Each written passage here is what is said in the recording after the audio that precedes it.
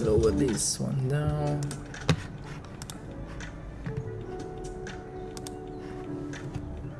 Okay, over here the chat app. Then can do without this, I guess. Open browser, close this one, close this. This one we can close. Close this. How long was this? 4 years ago. Cool. September, yeah, everything's here.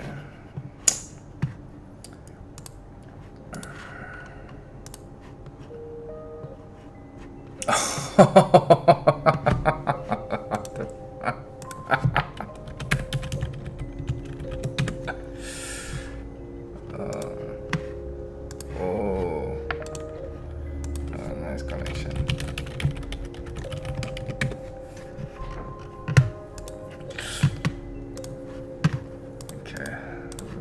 Screen here, set it up. Okay, got it. Okay, I think you should lower this one. Oh, fighting with this volume here.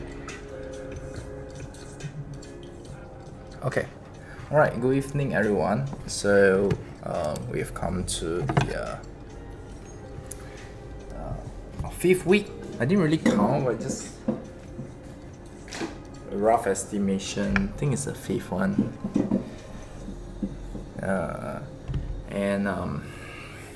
So if you have been drawing from the very start, congratulations, you have survived 1 month worth of very intense chibi lessons if you are drawing from home. And what's it called? I hope you enjoyed the process, didn't scare you with too much information. For the newcomers who just know whether is it just joined in last week or today you just found out that I'm actually giving free lessons, I welcome you to the 1% Chibi class. It's very different from the normal tutorials that you see online. Pretty much I'll be teaching with the assumption that you you already have some kind of knowledge in drawing. If you don't have, it's fine, you can still jump in and draw together, so it's all cool. And yeah, for today, if you have seen the promo image, I'm actually drawing Yu-Gi-Oh! I always wanted to draw Yu-Gi-Oh! Again, and the promo image that I use for today is a drawing that I did 4 years ago. That's why I use ArtStation. Although it don't have the specific dates, but it's good enough. It's quite nice to have the dates here. That's why I love numbers. That's the main reason why I'm writing my dates in every of my drawing now, because I want to know at what point of my drawing career that I improve or deprove or just stay stagnant throughout. So at first I didn't think I would go so far. So yes, so from now onwards, I'm always writing the dates on my chibis. Okay, so always wanted to draw Yu-Gi-Oh! I think it's a good opportunity that I do it in today's lesson. And the fun part for tonight is, okay, let me just launch it up first, because the fun part for tonight is not only is Yugi's hair very complicated. Just go here, turn it up there first. Let's see, come on, Yugi, where are you? Let's you. Why? Okay. Not only is Yugi's hair complicated, we will be using a figurine as a reference to draw, meaning to say taking pretty much a 3D object and we're gonna draw it rather than using a digital image or a 2D drawing as a reference. Okay, so again, welcome all of you who are watching right now to this evening class. If you have any questions, feel free to ask, leave it in the comments, and time to time I will check and I'll reply to as clear as possible. Yeah, I'll reply as clear as possible. Okay, all right, let's see. Hi, DA Prodigal Zone, hello. Okay, let's see here, all cool. I mainly stream on YouTube. That's my main place because it archives my videos really neatly, especially for students who wish to play back. YouTube is really the best place for me to host it as my main platform, while viewers on Twitch, Facebook, Patron, where else? Trevo, I think that's the name. I'll be using the restream chat to read your comments. So if you notice that I'm looking at this blue screen and your comment didn't appear, please head down to the YouTube link and then you can comment there. Definitely I will see the chat on the side. The way on Facebook, will there be any chance that you will sell your Persona 5 arts again? No, sadly I will not be selling my old drawings anymore. If any chance, it will be either a redraw, yeah, and that's it. Yeah, if I will only resell my old drawings if I redraw it. Drawings from the past will not be reproduced anymore. Yeah, I find it quite cringy selling my own artworks. It's like, why did I even draw it like that last time? Okay, but yeah, thank you very much for asking. Okay, let's jump right to it. Okay, so first thing first, it's a good habit, nothing to do with drawing. It's to save your canvas. Don't just open a canvas and start drawing, because we want to have a good habit. It's like waking up, first thing, brush your teeth, shower if you want, then you start doing your stuff. So it's like a good habit. So open a new canvas and then you can call it anything you want. I'll call it Yugi. Not this weird. No, I'm not gonna save a JPEG. Okay, PSD. Yeah, Yugi. Yugi.jpg has existed. Give me a minute. It's kind of weird. Shift save as PSD Yugi. There we go. Okay. And I'll be doing this, putting side by side, zooming in. Okay. So this is all personal preference as of now. Brush size, pressure sensitivity, pressure opacity, and the choice of colors to do the sketching and the lineup. At this point of time, all these equipments and settings are based off personal experience. You can follow my settings if you want to draw in this style.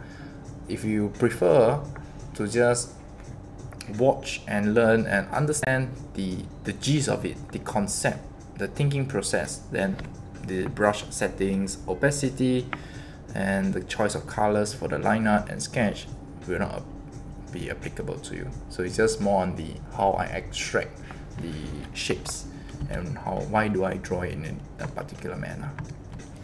Okay.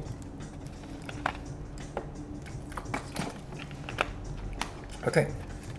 So number one, same thing. I always do 3/4. Even for figurines, I try to find 3/4 view. Do some warm-up sketches. It's a very good habit, especially for new digital artists, is that whenever you open your canvas, the first thing you do is do some warm-up sketches. Don't use your wrist to draw. If you can see the webcam, I'm moving my entire arm, I think. Yeah, this way. I'm not doing this. You don't see my finger doing this. I'm shifting my whole arm with my elbow and shoulder. That's the key thing when you draw. Alright, you can just do scribbles. Just getting like starting the engine for your elbows. Okay. Now what we're gonna do, same thing as usual. Start off with the go. Start with the face.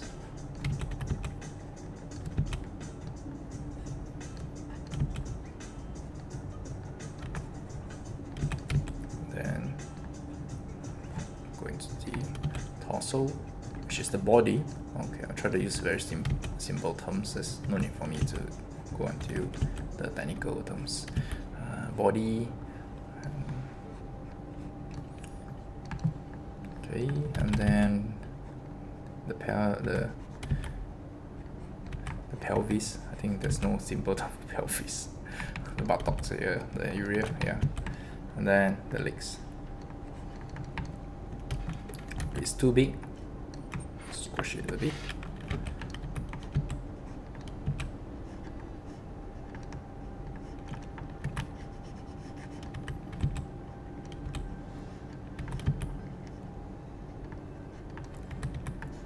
Draw a line to show that this is the platform that Yugi will be standing on.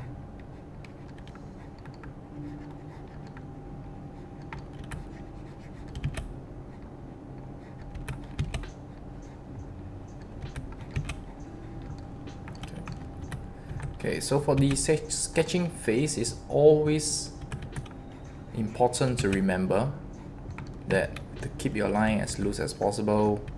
Don't go zoom all the way in and start drawing.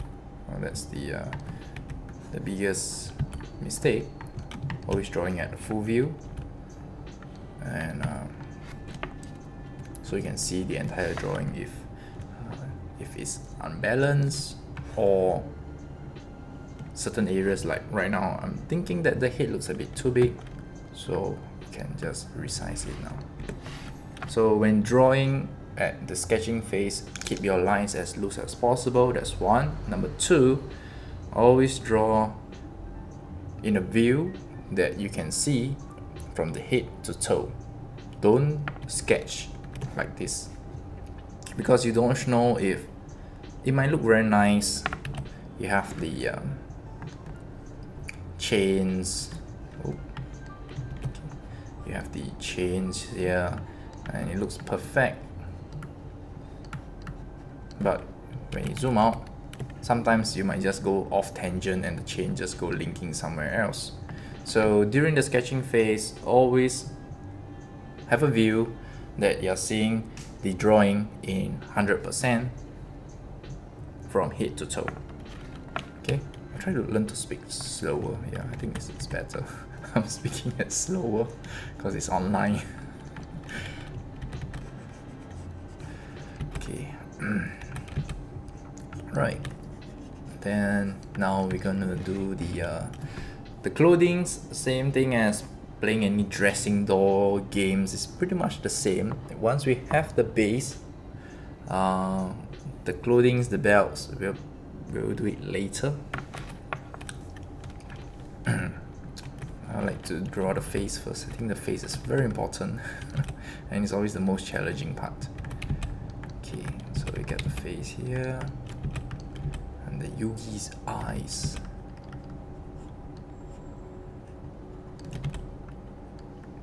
This is the exact same reference because I keep all my files in the Google Drive. So this is the same exact reference which I use 4 years ago to draw the Yugi Chibi. Now I'm reusing the same reference and using my current skill sets and understanding to redraw. So later we'll do a fun experiment and do a comparison. Okay. Let's see eyeshadows. So instead of looking out, I prefer to make him. Can I just look into the camera?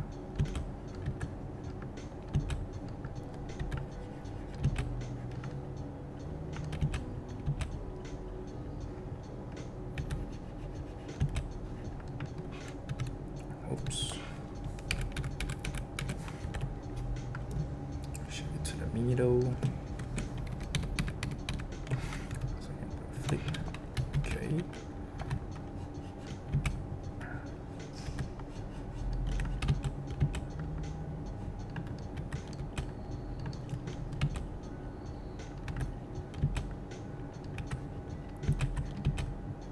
So the eyes are usually the hardest because it really is a key component to give out a vibe of a character. So usually take longer than usual as compared to the rest of the parts of the body. As compared to the rest of the body, yeah. Okay. Make sure that this is a really sharp. Nah, I don't like this shape.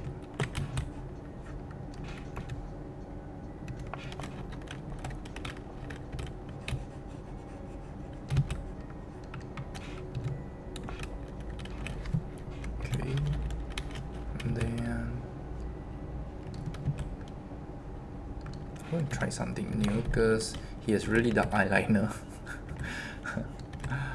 I'm not sure how I'm gonna do it, but we'll see.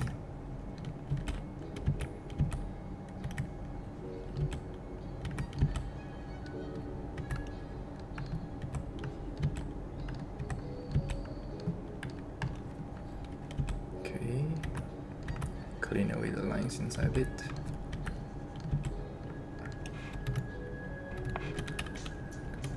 His mouth.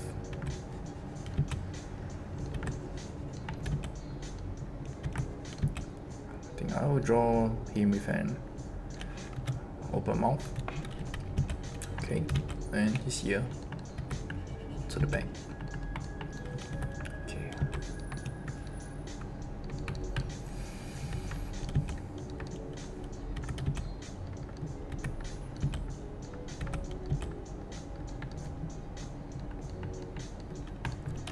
Okay, we're gonna make it lighter in the opacity because I'm very happy with the eyes, the nose and mouth, and I don't want to keep erasing it. It's like I found the nice lines, so I make a new layer because now I'm gonna draw the hair. So should I draw the hair and the lines isn't very nice? Nah, I don't like it, and I erase. It will not affect the eyes that I previously draw, so I don't waste time and keep drawing again. So that's a very good feature for it's a very good feature when you're drawing digital. So remember to save a canvas. So if you're drawing digital, especially during the sketching phase and you are new to the digital art, making new layers will help you, but try not to make too many. You don't have to make one for the eyebrow, one for the eye, one for the nose. You can do it, but it's very intensive for the computer, I guess. If it's a very old computer. Yeah. If you have the best computer, like the latest one, then it's okay. But the file size will increase with every extra layer. Okay, for the hair. Struggling the hair. The hair seems to be the hardest part. Okay, so I'm gonna draw the jagged lines. No idea how, but we'll try. Okay, let's see.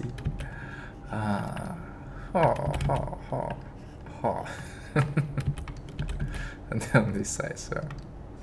Sometimes I wonder, why do I choose this kind of hard characters to even just try drawing for a tutorial? Oh boy.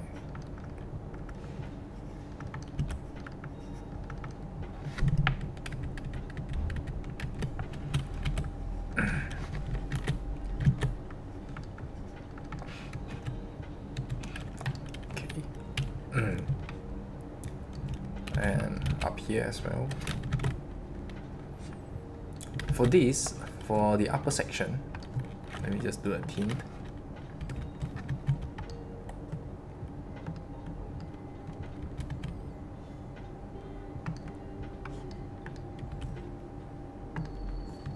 So when drawing, like figuring out, okay, what shape do I do? Instead of focusing on the shape,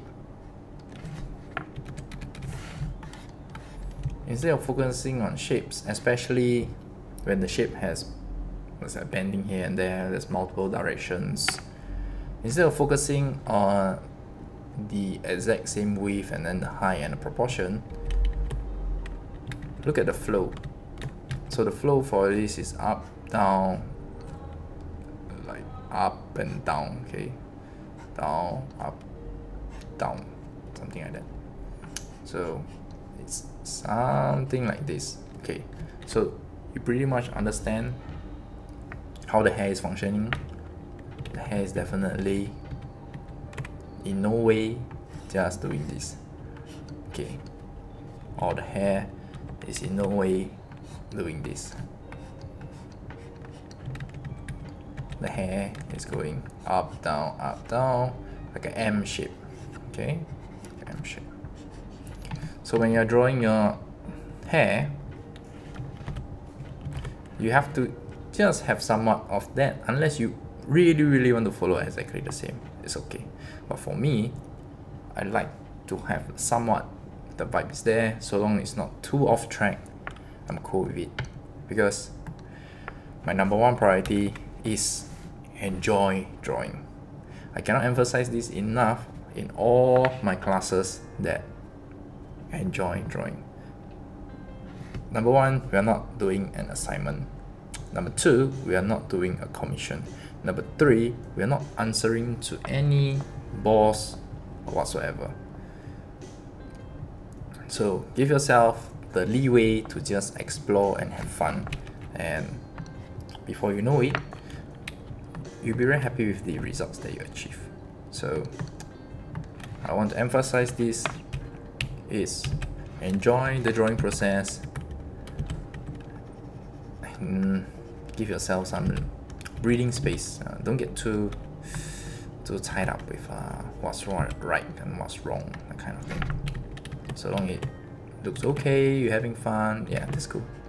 That's all you need to do. Okay, so I purposely chose it like that. We'll try it. If it doesn't work out, then I'll come back and redo again. Okay, now we're gonna do the hair. There's one big one here. The hair is really tall. We're gonna shorten the legs. He's too tall. We make him look really tall. Okay, let me just shorten the torso. Just a bit. Same thing for a bit of the legs area. Just resizing it due to maybe the leg not so. Okay, let's try it. Okay, let's erase this. Then we're gonna do the hair again. Click.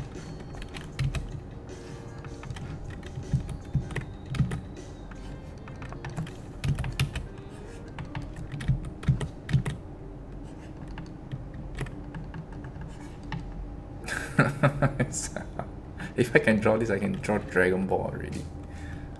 I won't be afraid to draw Dragon Ball anymore. Okay, this one is conflicting a bit, so we're gonna do it just downwards, yeah. Damn, I like it. Okay, flip your canvas and immediately there's a very big empty space here. So I'm gonna just use the Lasso Tool to just shift it a bit. And for this one, especially, let's do the angle. just a bit more. Maybe I can make it smaller.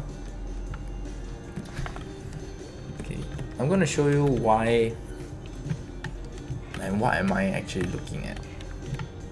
So this is the version that I have right now. Okay, and let me just do this one here. I'll just edit till I like it first, and then I'll show you why. There's certain things that I'm thinking when I'm actually drawing this kind of shapes. It's not entirely random. There's some reasoning behind it. Okay, so let me just duplicate this first, and maybe I can just lower the opacity of the original one, and I'm just going to erase this one. Okay. Now, the number one common, not mistake, but the number one common concept that new artists will make, especially when drawing this kind of big chunky hair, is all the shapes are consistent in size. So maybe you have this one here. Okay, if you like it, it's cool. If you draw it and it looks weird, it's due to the sizing is very consistent. The width here is roughly the same as here, roughly the same as here, here, and here, here. Okay, that's the number one common concept. If you think that when your drawing looks weird but you don't know why, most likely it's due to the consistent sizing of this kind of big chunky hair. So that's why when I draw, I usually have a variety of sizes. At most maybe two are somewhat similar, which is pointing like somewhat of the same size here and here, while this one is straight down instead of this V shape. And we have the smaller one at the bottom here. So when drawing, sometimes, especially as a hobby, we'll meet roadblocks that why it doesn't look nice, I don't know why, maybe I just suck at drawing. No, you're not bad at drawing. It's just that there's no one to tell you what's wrong, that's one. And number two, it might be due to a small error, or just, I won't even say error, it's just that the limitations that no one teaches you to play with, like to what extent can you go out and play with all these shapes. So now that you know that you can actually draw without different shapes, if all looks the same, why can't you draw it in different sizes? Try it, it's okay. At the end of the day, it's having fun while drawing, that's all. Drawing is just another mobile game, another PC game, that's it. Okay, it's not an assignment or whatsoever. Okay, so now we have that, and then there's some extra yellow spikes, I guess, that's inside. Now we're gonna do this one here, then this one here. Totally not following the reference. Here. Here. Okay. And then there's the black lines inside as well. Okay. Maybe too much. I think it's a bit too much. Okay, let's try again. Here, it's all curvy.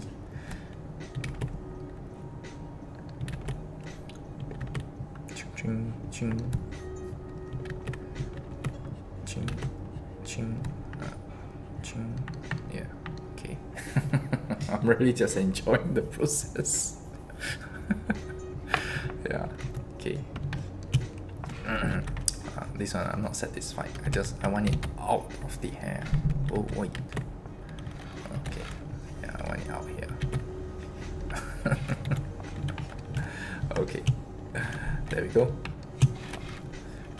Now that the hair is done, we're gonna move on to his arms because it's like a very iconic pose.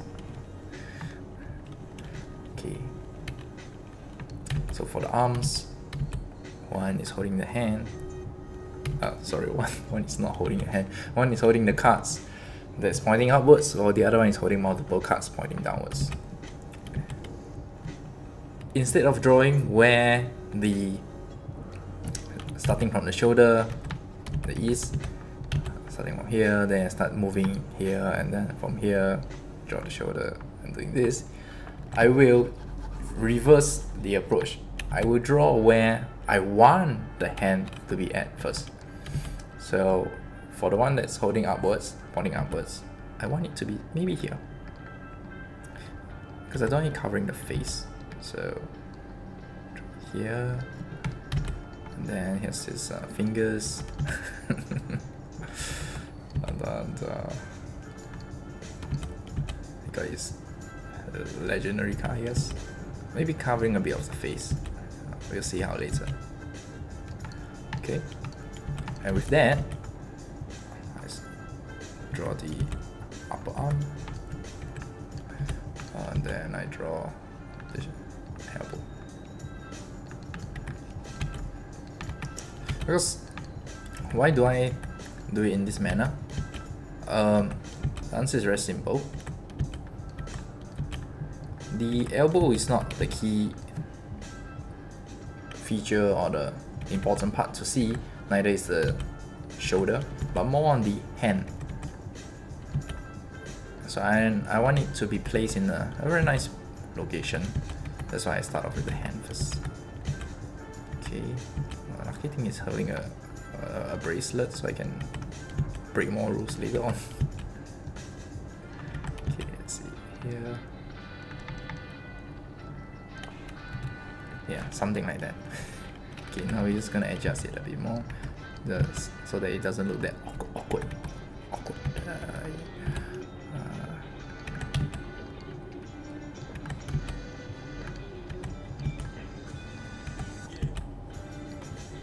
Okay, all good.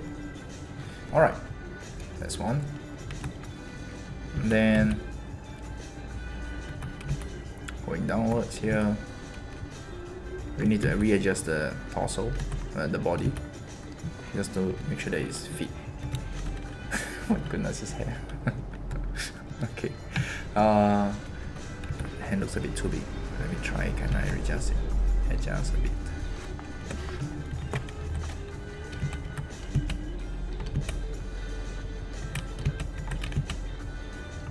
Okay, maybe something like that. Okay, next.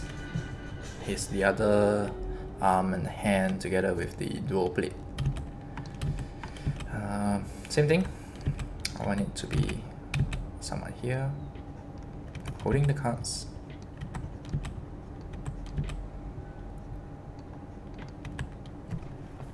And if all the cards all open up.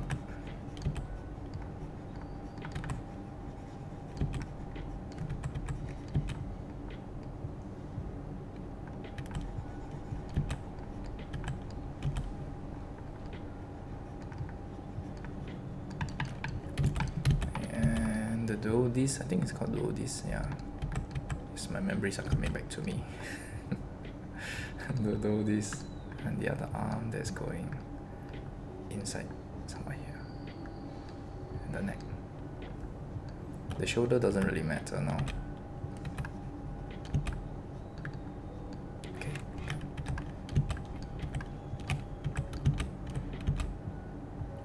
Okay. And I don't like it, I can always just lower it down. There'll be a twist. Okay, I think, oops, sorry. I think this is a nice place, a nice spot.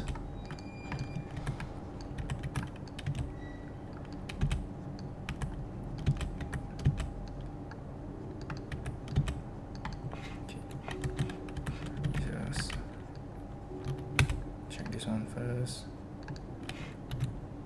Okay, now, if you notice, the arm, which is the back arm, is extremely long as compared to the front one. Yeah, if we're gonna do this, like a new layer, use red color. I think that's the usual process. So over here, you're gonna do this, and we're gonna take it from here to here. Actually it looks somewhat the same lah. Okay lah. But but it looks extremely long and super awkward. I tend to do this kind of stuff. Why? Because I have the allowance in between the arm. Let me just make a block here. I have the allowance in between the arm, this space, to put the dual disc. If I were to draw them really close, because I follow the anatomy and whatnots, that the arm should not be that far, and I put it really close because of the limitations, the dual disc doesn't really have the space to be drawn properly or read properly by the viewers. So this is what we call space awareness, I think. This is a term that the lecturer last time used to teach me. They'll mention space awareness, that you have enough space for, whether is it not even going to draw anything there, but with the space being drawn or being allocated, the drawing is being read clearer. The viewers will not have question marks when they see the thing, and of course, most importantly, make sure that by breaking this rule, it doesn't look, the subject also don't look weird. Yeah, okay. Okay, it's 30 minutes in. That's fast, time really flies. Remember to save a file. That's one. Let me check any comments first. Hi, no CM. Really inspired by your chibis since few years ago. I learned a lot from you by mixing the way you draw together with my own way, which is more comfortable to myself. And finally I found my own style in drawing chibis. Thank you very much, JR. You're welcome, no CM. Yes. Really happy that number one, you found your style. Number two, thank you very much from mixing my stuff with your stuff. Do you find it comfortable? I think that's the key thing that I wish the rest of the viewers could learn and take away from this. Many young artists or even others got asked me, do I mind that they draw in my style? Then I'll ask you the same thing. Your English teacher or your teachers in general, when they teach you things in school, they teach you a formula like math, and when you grow up with different situations, you start applying the formula rather than the numbers and fixated to it. So I want you to see this as a kind of a formula to draw, and together with your favorite shapes, favorite colors, along the way you mix and match and craft something that you're comfortable with. I think that's where I have achieved what I want to achieve. So thank you very much, Nong CM, for letting me know. Really happy. Hi, I like cake on Twitch. Hello. Alright, over here, Muffet. Hi. I really love how confident you are when you sketch. I always have trouble with that. Okay, so when sketching, this is a very good point, and I want to talk a bit on that. So when sketching, number one, I didn't have this confidence immediately. Same thing, I was always doing this kind of shapes. What I tell myself when I'm doing this is, you limit the amount of lines that you can actually use during sketch. Even though when we are sketching, we don't use it as our final product. When you sketch, if you have a tendency to do multiple lines just to achieve a shape, Tuesday and Thursday, try not to do it. If the shape or the line or the curve doesn't look nice, undo, try again, and draw with longer lines means that don't do broken lines. Draw in a stroke. If it's not circular, undo. Use the undo button, Ctrl Z if you're using any computer programs. I think if Procreate, there's a button for you to undo, and stroke it. You don't have to be a perfect circle, but just use maybe 2 or 3 lines to symbolize the item that you want to draw, and that's it. This is how you will be more confident when drawing in the future as well. And this is how I broke out from the multiple sketching lines. Do a big line. If it's not nice, I undo. I undo multiple times actually, because it's a very big flaw when doing multiple lines. It's do you find yourself having a very nice sketch, and then, for example, you do this. Okay, let's say you do this. Okay, and then there's a nose here. And then you have this one here. Maybe the eyes, I'll just do some simple eyes first. Mouth. And then the eyebrow. Okay, for instance, like that. And then it looks nice. And when you start doing the line art, everything looks nice.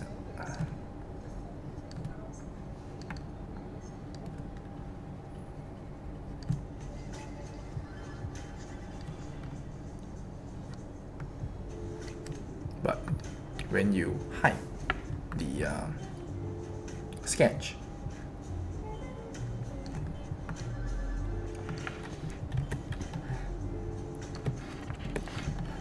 there's a very big dip of energy level, because the sketchy lines, the multiple sketch lines, create a false impression that the drawing is filled with energy.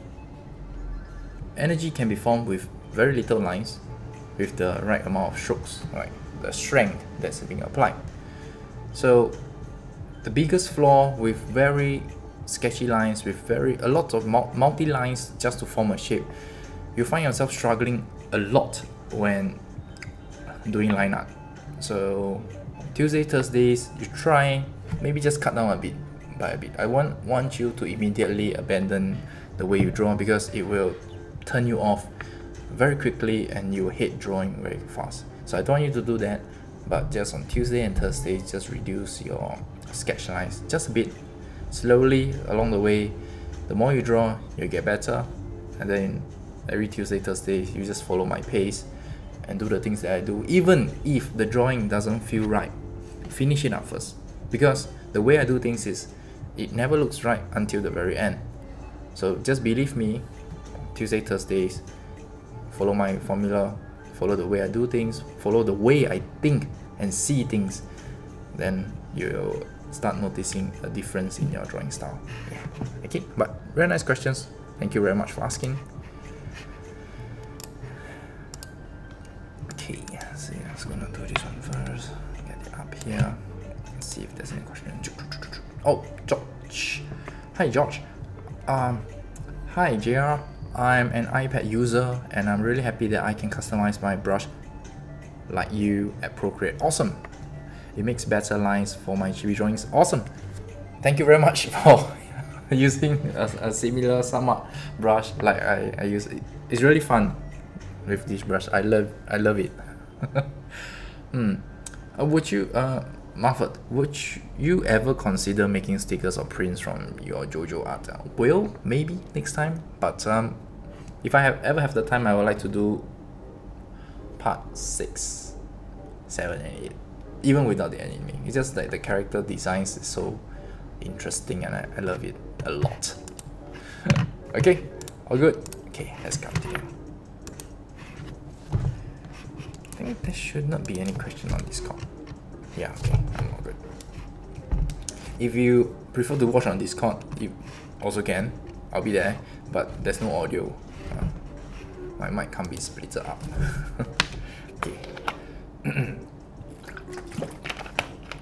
So now we're gonna play the dressing game, and we're gonna dress Yugi up really soon. So let me just, before that, I'm gonna check if there's any chat.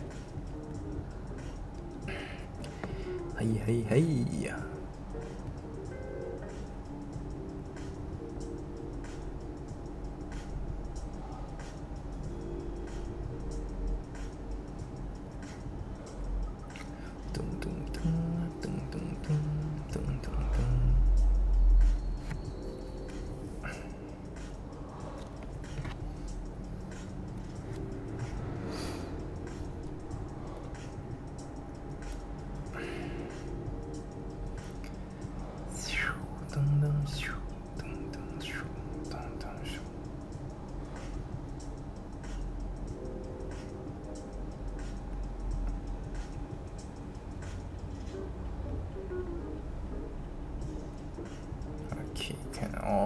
All good. Okay, close, and let's get back to work. Right. So now that we have the space in between the arms, I'm just gonna, same thing. I'm very happy with it. I'm gonna make a new layer to draw the dual disc. So for the dual disc, we're not going into the details and like all the shapes and everything accurate. We're not going to do that. We're just going to do a rough draft.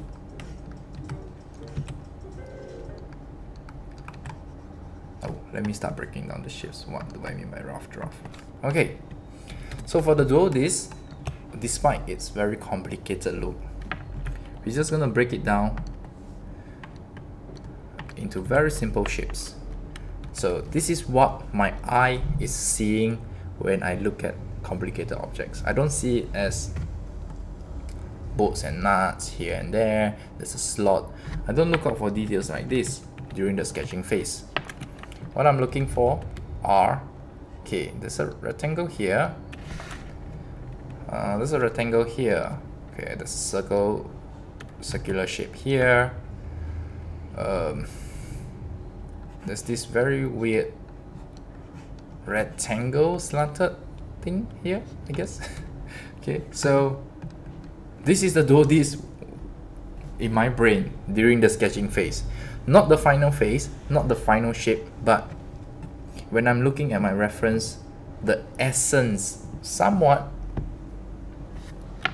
this is the dual disc in my head. Definitely, the dual disc is not triangle, wrong. Neither is the dual disc cut slots, oval, wrong. It's something like this. That's it.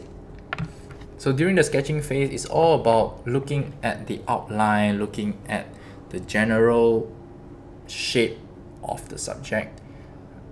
That's it. Don't overburn yourself. Don't burn out yourself when in this process. Okay, so I'm gonna clear this away, and I'm gonna do the dual disc. There's a circular shape here. Okay, that's what we saw earlier on. And then there's this number thingy, and there's a cut slot here, and there's this extra pointy by the sides. And there's a big shape like this. Yeah, something like this. Okay, now we're just gonna rotate it a bit so it looks as if I'm doing something very complicated when I'm actually not. Yeah, okay, that's it. Very good. It's that simple. We're not going to do very complicated things now. Oh, it's just sketch. If you want, at most, you can just have fun doing the cut slots. And even if you see my cut slots, I'm just doing 3. I'm not even going to do 5. Then you might ask, but the reference has 5. Well, it's a reference. I'm not even drawing the same height. I'm just having fun. And then if someone were to comment, say, oh, that's not the dual disc, then just give a smiley emoji. It's cool. You didn't even pay me for this drawing. So I know the fear of drawing things that doesn't look like the reference. I know the fear of drawing getting reactions, especially from fans or non-fans, that they'll point out the mistakes that you make. What I want to tell you is, it's alright.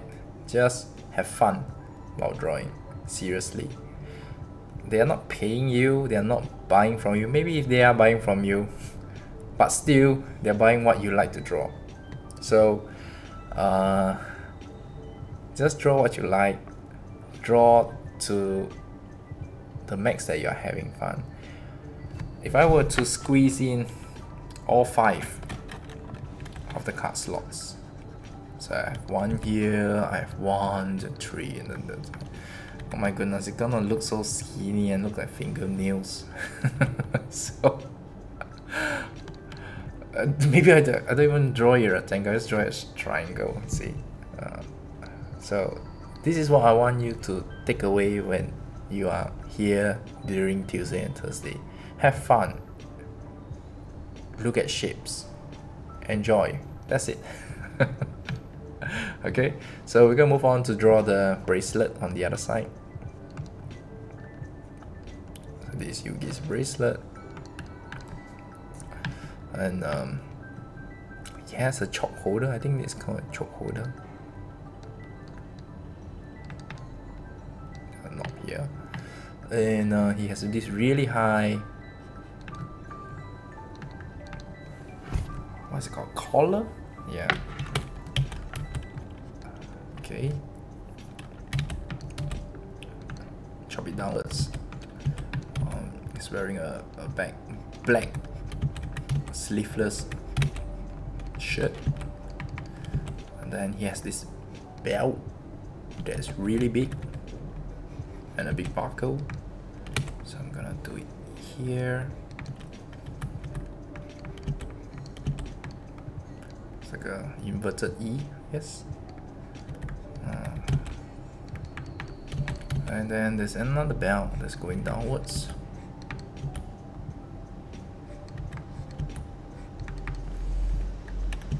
So if you were to ask me, hey JR, you're not drawing accurately, or am I drawing accurately? I can tell you from the very start of the drawing, I have zero intentions to draw accurately as my reference, but I have all the intentions in mind to draw the vibe of the character, the attitude, the necessary components. I have all the intentions, but I have zero intentions to draw. If he has 5 little silver dots or 6 here, I have zero intention to draw 6. Maybe 2, maybe 3. Yeah, I'll see whatever that I feel is to my liking, and with the details, if it's enhancing the drawing or is it just overcomplicating a simple part. So this is my thought process whenever I draw any chibi. Number 1, I want to have fun. Number 2, I won't draw everything. Yeah. So, and I know perfectly very well that many of you who are drawing chibi have, especially the starting ones, the young artists, that you realize that the details are killing your passion, or you find yourself struggling to slot in the details that are needed. How to get out of that hole, of that trap, is just throw away the details. It's okay. No one will fault you for drawing 1 knob while there's 6 knobs on the belt. Yeah, but of course, if he has spiky hand and you draw a non-spiky hand, then probably someone will fault you for it. And you should fault yourself for it. But if not, the rest is okay, it's cool. Right? Okay, now... oh yeah, and one important thing. Tuesday, Thursdays, whatever you hear, whatever you learn, please apply it only for your hobby, not for your schoolwork. Do not apply all these things for your schoolwork or your client work, okay? Because these techniques are not meant to serve to schools, to clients who are paying you good money, or even to your art job and stuff like that. It's really just for having fun and just doing weird stuff, okay? I don't want you to come and tell me that your lecturer start giving you super low points for not listening to the formulas that they want you to follow. Certain assignments have a set rules for you to follow, so you have to follow that. You can't apply the rules that I teach you and say, oh no, this is some random dude on the internet that's teaching me to draw it this way. Please don't do it. Okay, flip your canvas, do a quick check if everything is okay, and now we are going to do the nicest part, his uniform that's floating. I have no idea how it's floating till today, but yeah, we're gonna do that. Hui.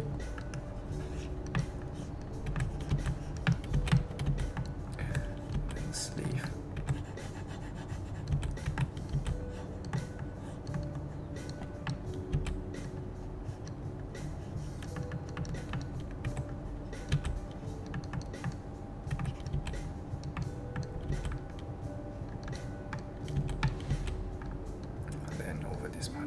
It's gonna be the blue one. Yeah, there we go. You might wonder, what the hell just happened? Like, no explanation and everything just drawn out like that. Okay, let me explain. Okay, I'm gonna explain what I just did. Okay, this, what you just saw, these random shapes that look totally not like the reference, but again it feels somewhat like a reference. Let me explain my thought process. Let's rewind. Number one,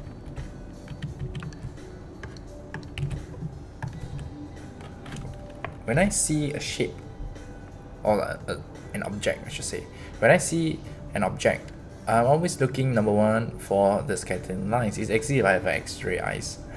Yeah, so there's one joint here and then it's going upwards. Okay, that's the sleeve, check. The bigger piece going downwards, check. So over here, it's like there's this going downwards action already, and I'm going upwards here. The bigger one is going down. And why am I drawing it upwards? Because over here, if you notice, there's a slight slant upwards. So that's why I'm going upwards. Now, let me just do it again. First one, and a slight up. Now, looking back at my drawing, you'll notice the amount of joints that I have, which is this big circular part. Or maybe I should just do this one here. You know, like you play those kind of figurines that have joints. Yeah, so this is something like that. And then you got this one here, you got this one here, you got this one here. The amount of joints that I have and the reference, which I think it should have, is about the same. But I play with the distance and the sizing of the shapes. I don't add more joints. Maybe I want to, but usually I don't. And I just either extend it or shorten it, and I get a vibe. So this is what I mean by vibe. I'm not drawing accurately with the size, but the gist of it, the structure of it, I'm following somewhat similar. So this is my thought process whenever I see anything, whether is it just a cloth, a character, a pet, or animal, the eyes, the nose, whatever. This is what I'm seeing. So I want you to start training your eyes to look at the reference, more than just the surface level. Understand how many joints are there. Start identifying the joints. And then you slowly understand that, oh, okay, so that's how JR does his stuff. No wonder it looks so weird. Okay, so we are done with the sketch. Ta-da! Okay, let me see any comment. Oh no, it's pendant. Whew. So important. Okay, so it's gonna lower it down first. Now, the pendant is actually the easiest one. Easy in the sense that as of now, during the sketching phase, we won't be bothered to count how many chains are there. We're not going to draw all the chains, even if there's 10 pieces. We're not going to do that. I'm just going to draw a line. And the most important part is the Millennium Pyramid, Millennium Puzzle. Yeah, I think it's correct. It's more important with that. And where am I going to place it? Because the arm is blocking most of the parts. I'm going to place it somewhat, maybe here, but I'm going to make it cuter. So it's very important that you're going to do this one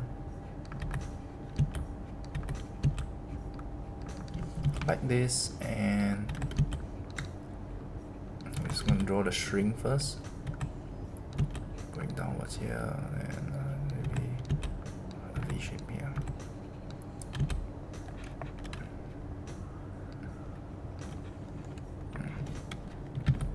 Just make it nicer, just put it in the middle.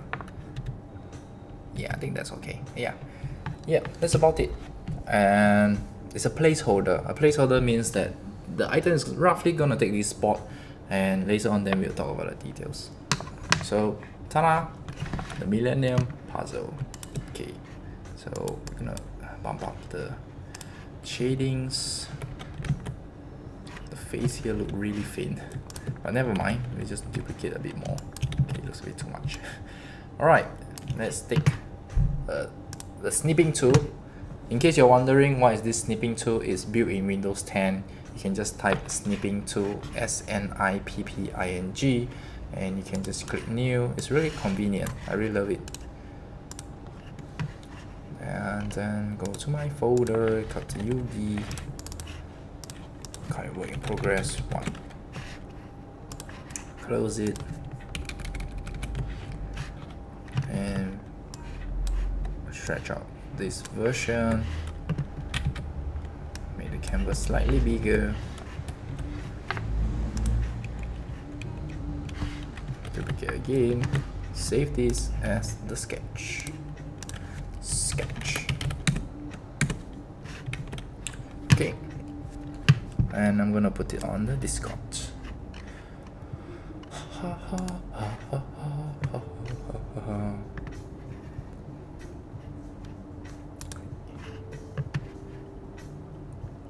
come? Wait, you draw this, or it's a reference?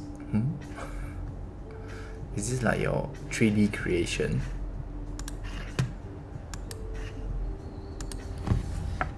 Let me type here. Is this your 3D creation? If it's a reference, please put it in the hashtag chat. Okay, so put this on here. Upload. Chung. The hit size, okay, still manageable. Okay, cool. Alright, let's go here. You're here. Yeah, I'm also struggling with the hand holding the gun. Of this gun, I'm doing this piece for this week's 1%, but I'm having a hard time. Okay, I got what you mean by that. Alright. Okay. So I'm gonna delete this one. Okay, so if you're gonna send me, you can send me through the chat instead next time, instead of share art. Okay. I'll come back to your drawing in a bit. Once I upload to the other places. Okay. Facebook and Twitter.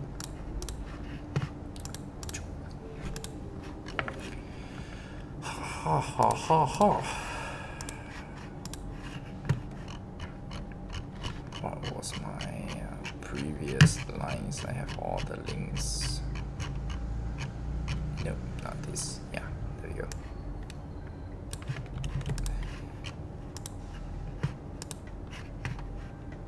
Yugi, put this one up here.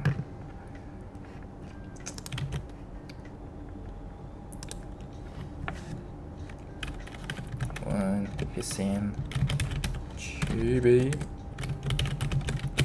Class.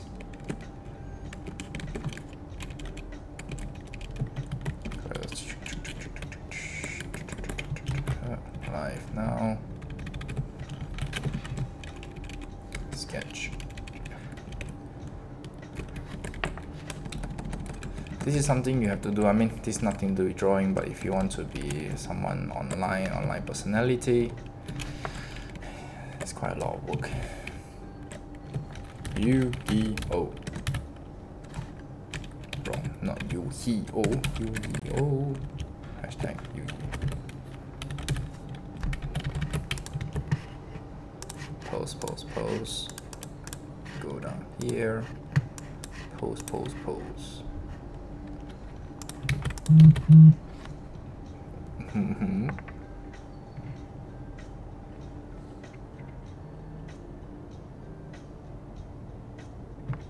Oh.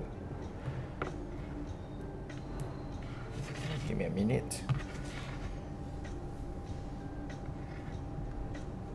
Oh.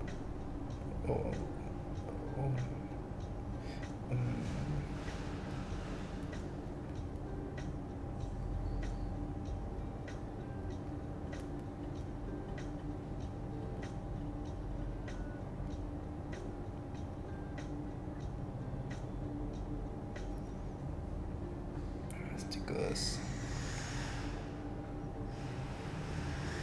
Oh. Okay. Let's see. Pose. And same thing over here. Notifications. Yay. Go up here. Sketch. Let's post this as well. I should type the Chinese word you see one. Okay. Get this on here. Copy image preview. Let's see, I think A4 size will do enough. Okay, wait, where's my computer lagging? Ah, the gun? Okay, can, no issues. The moment I see it, I got it. Egg. I'll just call you egg. Egg, or I think egg. Yeah. Okay. Never mind. I take back my words. DA Prodigal. Oh, I think you may be on silent. Okay. Got it. It's yeah, question. I will work on it. So.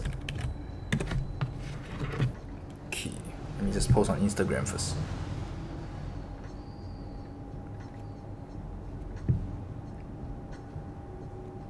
Oh, thank you so much.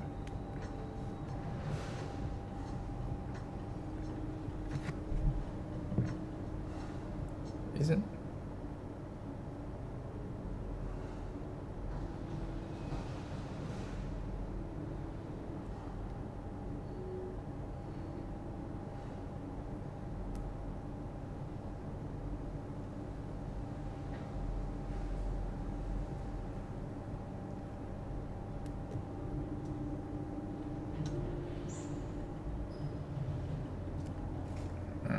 Okay.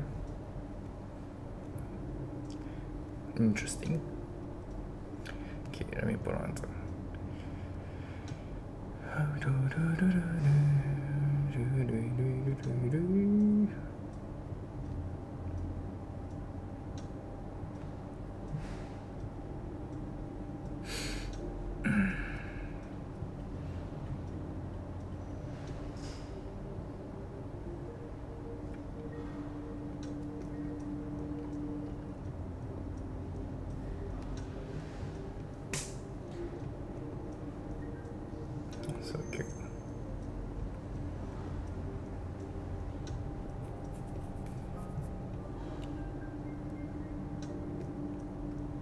Boom, boom. Let's go.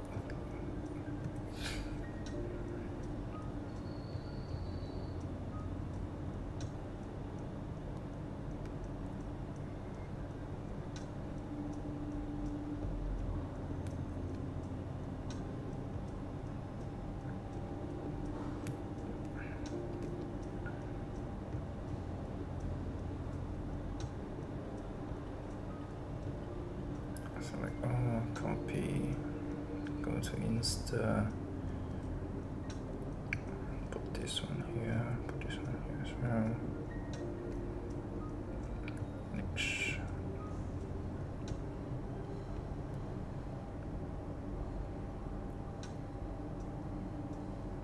I'm also trying this gun position. Okay, can.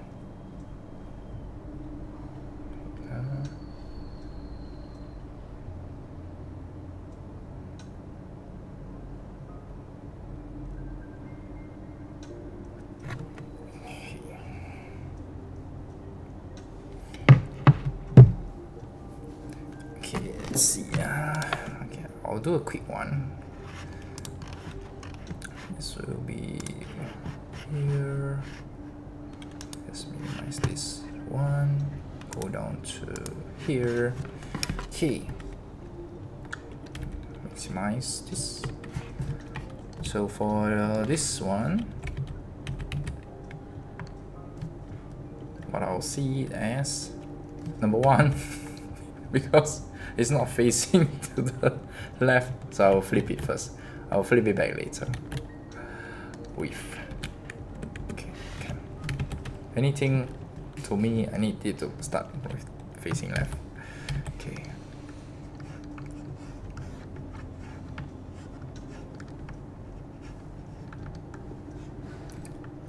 Here I'll be doing a quick one, so I won't be explaining in depth, but just roughly.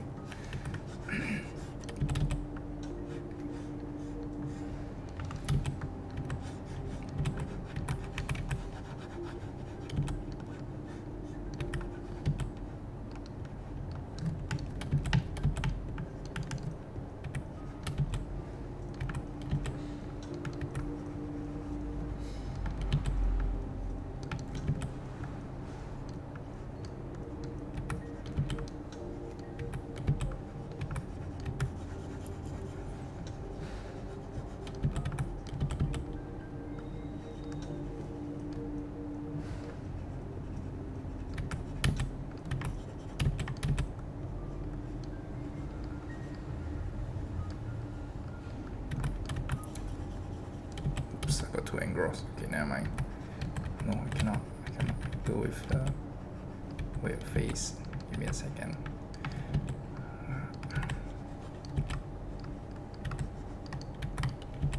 Okay. Shall not fall into the trap.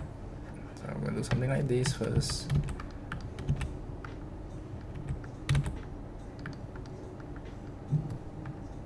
The body is turning to the side here.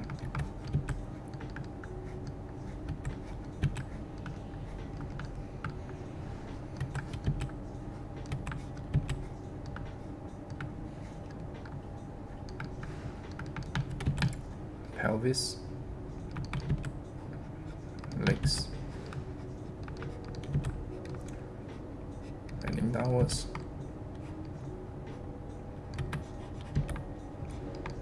bending downwards. The arms, one of them is over here. Always draw the arms in a square or a rectangle first, because especially when you are starting out, don't get overburdened by all the joints and the fingers. Then the other one somewhat maybe here.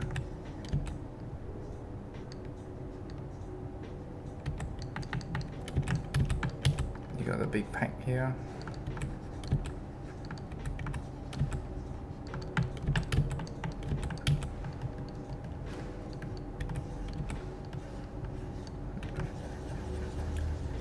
You have the knot that's over here, and there's a big blue color thing that's going on behind. Now we slide to the front.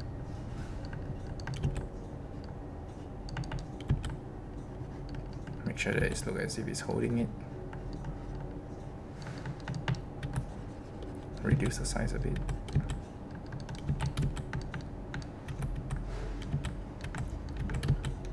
Check the handle.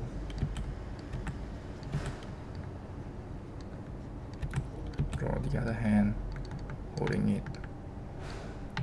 Close it at the back.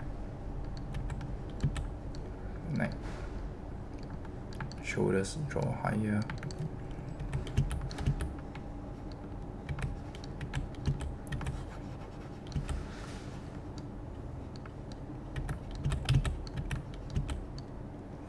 Something like this, yeah. But especially for you, DA Prodigal,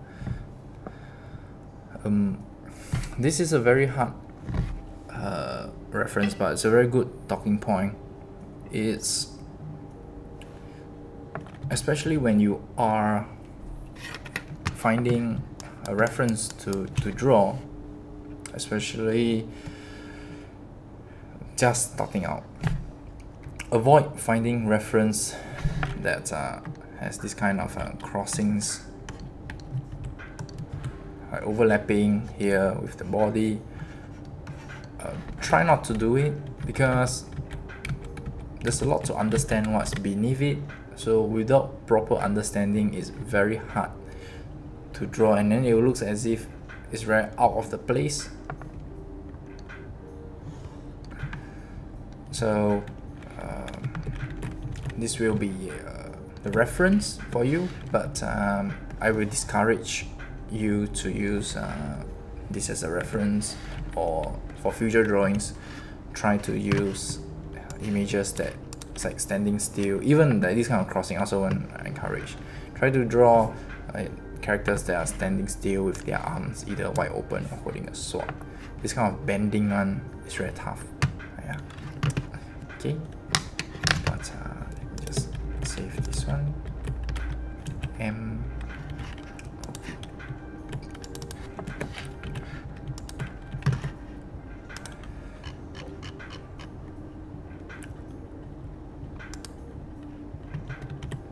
So I know here.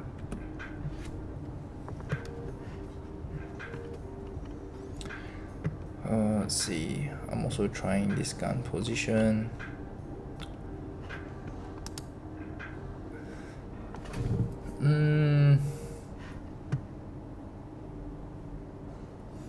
Any tips for the eyes?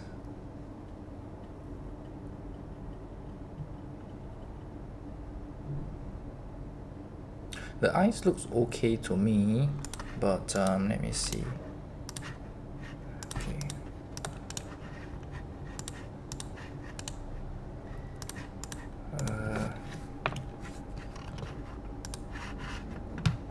Let's see. Wait, let me check here first. At DA Prodigal, is your audio on? Oh, I'm checking. If you could hear me now, or you watching it at playback. Okay. Is it important to change RGB canvas to CMYK if I want to print my chibi? It is.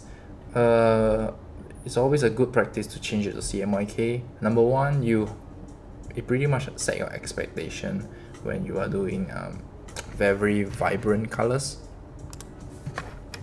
I think the Splatoon will be a good example. Give me a minute. Yeah, so if you're looking at the screen right now, should I paint something like the Splatoon that's very vibrant? Changing it to CMYK immediately shows you the toned down version. So it will not give you the expectation that, okay, this is the printer, this is how it will look like after it's being printed, but rather it looks something like this. So I don't understand the main reason what's going on behind, but it's a good practice to change your file to CMYK before you print. Yeah. Okay. File new. Gonna go clipboard here. For your eyes, let's see.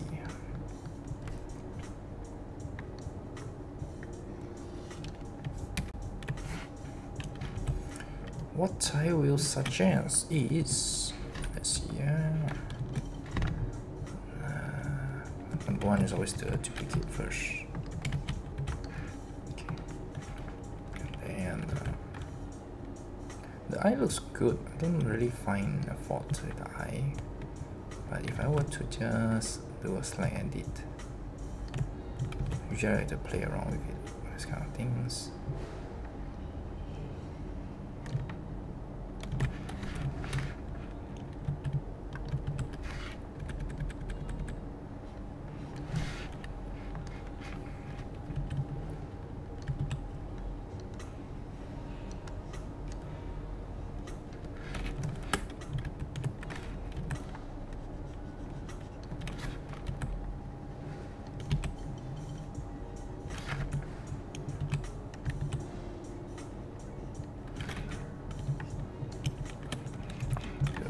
Oh, okay, sorry.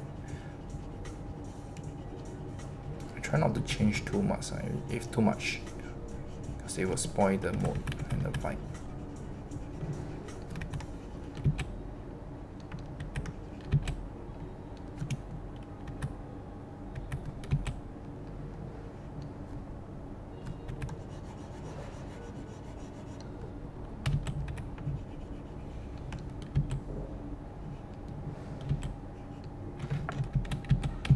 This kind of eyes, I have no idea how to draw, but we're gonna do some experiment. Oh, okay. So you have to draw it bigger, this one, instead of like circular. You know, it looks like it's very scary. And then we're gonna curve it.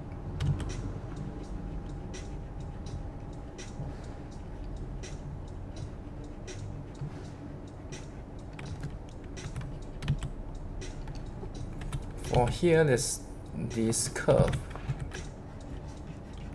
Try not to do that. Instead, curve it downwards directly.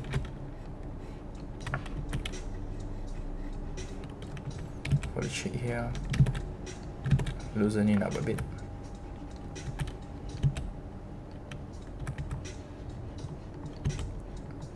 This line is nice.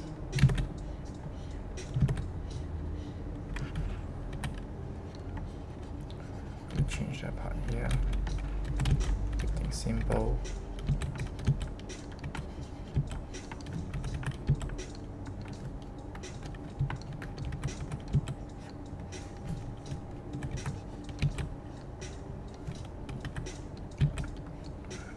Got the eyebrows.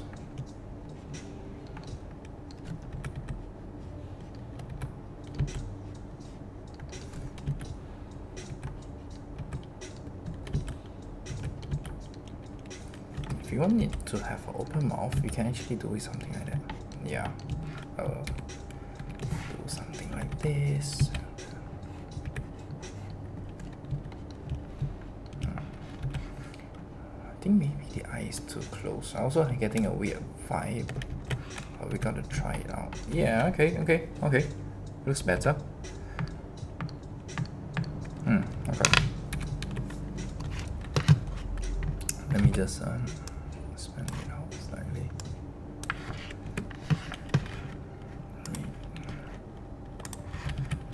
I try not to change too much. If not, it's not helpful to you.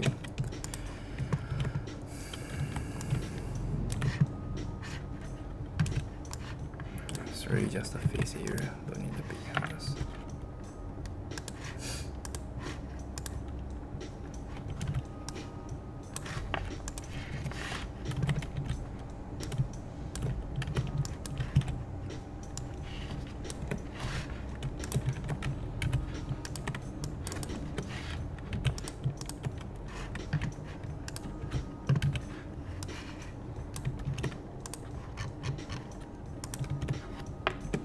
There we go.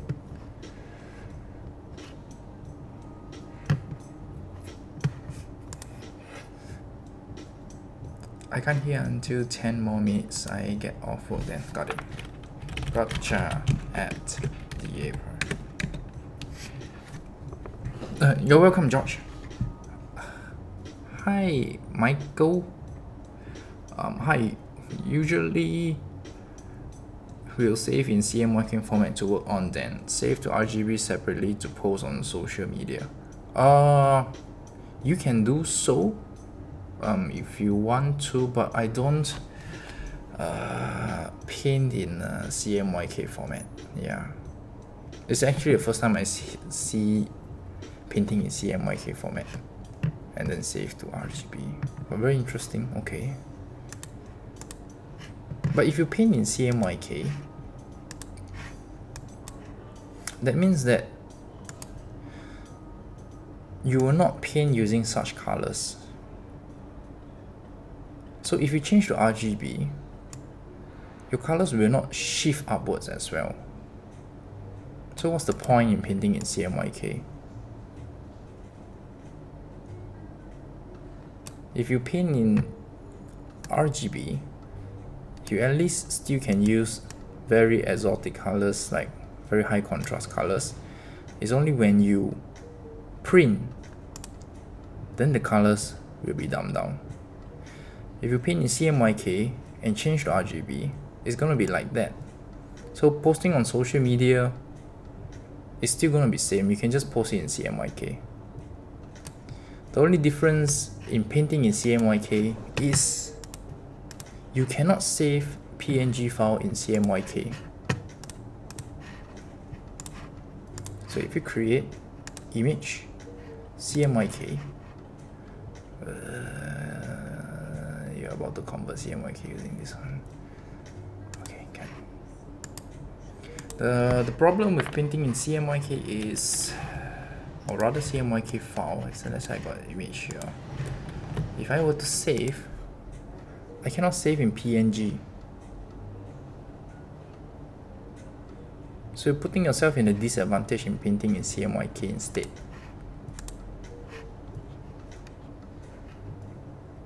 Yeah. But again, everyone got their own preference, so you can use whichever method that will be suitable for you. But to send for print, always use Cmyk.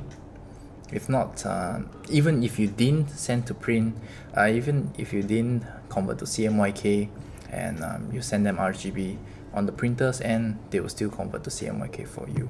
Some will charge you some fees for the conversion, so do take note of that. Yeah. Okay.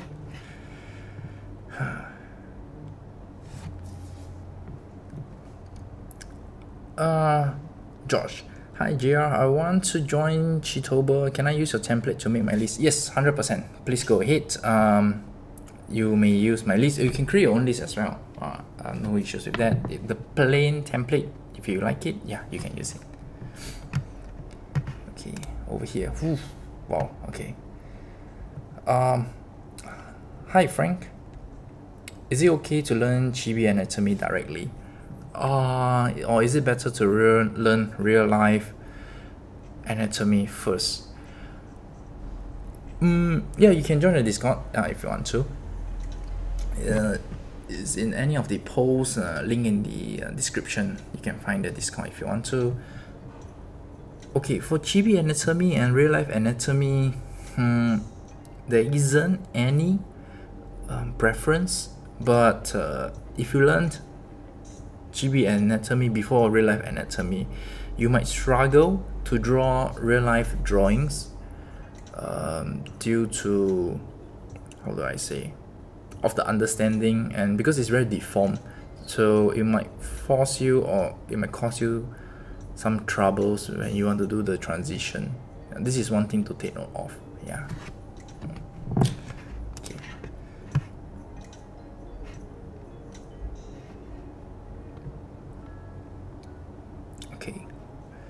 Okay, let's see. Or big file is compressed to smaller file size, less details is lost.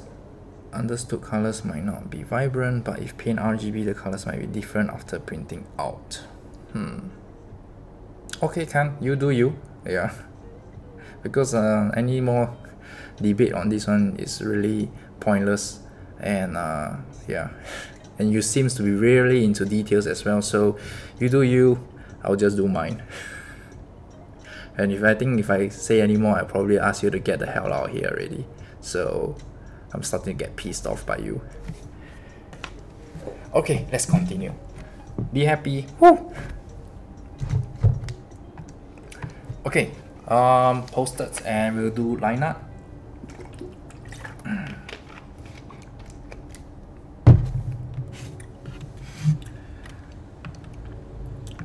Let's see. Okay, gonna clear this one first. Okay, heads up, we're gonna extend.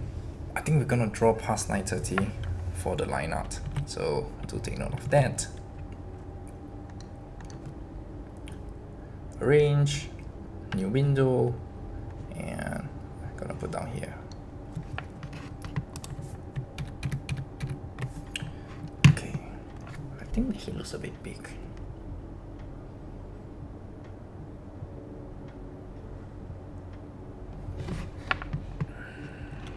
Okay, let me just do a slight adjustment here first. L.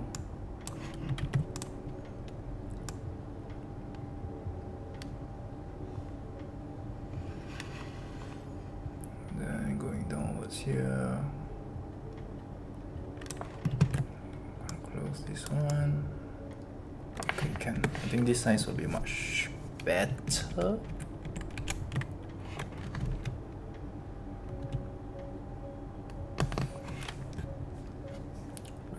We'll try with this one first, and then for this shape here, and then you go down here.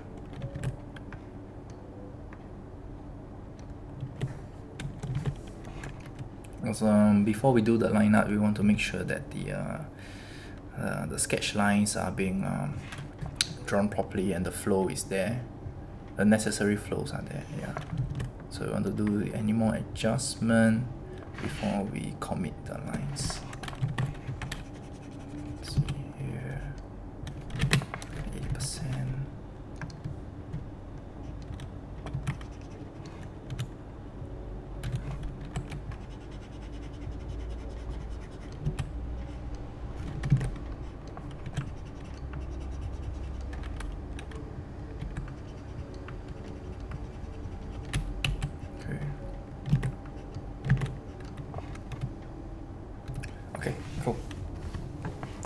Okay, so now we're gonna do the line art, and as usual, line art we're gonna do it in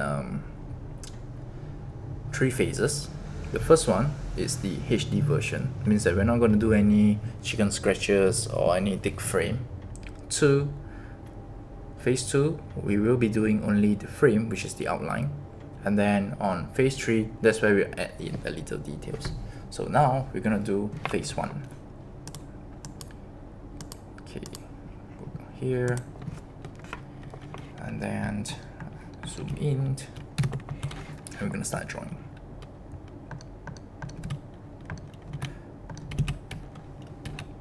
Throughout the whole process, my brush opacity is set to 80%.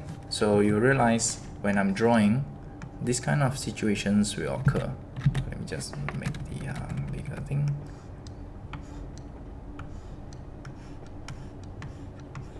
You'll notice when my lines overlap with one another, certain areas are darker than the others. While if you draw at 100%, when the lines intersect with one another, let's see here, 80%. When the lines intersect with one another at 100%, there will not be 2 different colors. So this is a very personal preference kind of thing. There's no right or wrong. To me, I prefer 80% so that when I'm just doing line art, just line art itself, there's a bit of variation in the line art colors, so it doesn't look as solid, as strong. Yeah.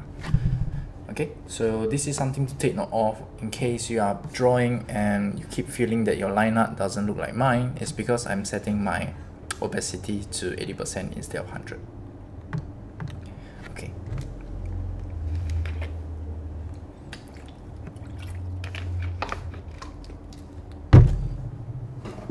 Alright, let's continue here, and then over this one is brush, eraser at 80. Okay, it's for DA Prodigal.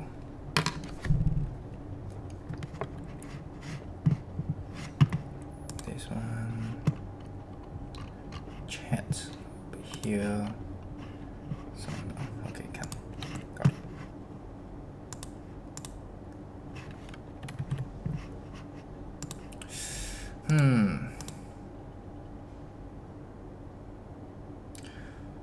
Hold. Okay, got it. Let's see. This one, and then we're gonna start drawing the line up.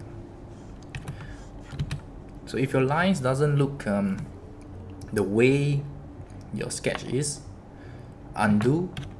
Don't do this. That's one. Try to do it in a single stroke. If not, give yourself 2.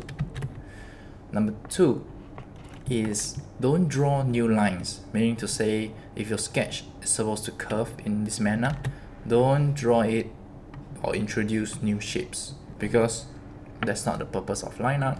Line art is for you to just make the shape or make your sketch in a HD version, which is preparing for print, or whether is it to just make it clearer for painting. So by introducing new shapes, then you're gonna change the flow and stuff like that. If by enhancing the shape will make your drawing look nicer, yes, by all means do so. But if you're trial and error, you want to add more shapes and maybe this is nice, maybe that is nicer, it's gonna eat you more time. So I discourage you to add more shapes. If you are not sure what you're doing, follow your sketch. That will be the best. Okay. Continue here.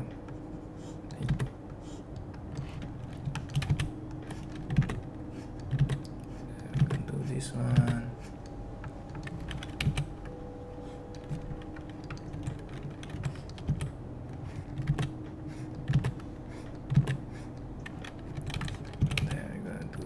No chicken scratches, no nothing, purely just the lines and get it out there.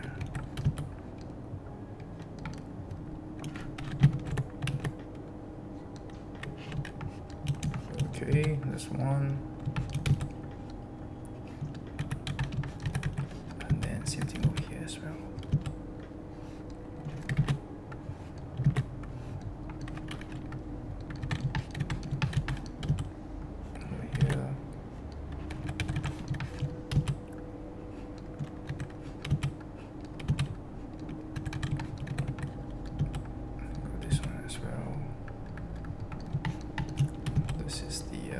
Bottom eyelashes or eyeliner.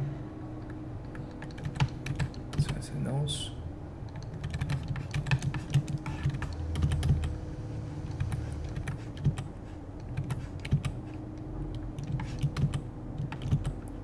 Face line, despite gonna cover up later on, we'll still draw it first because the cut is in front of it.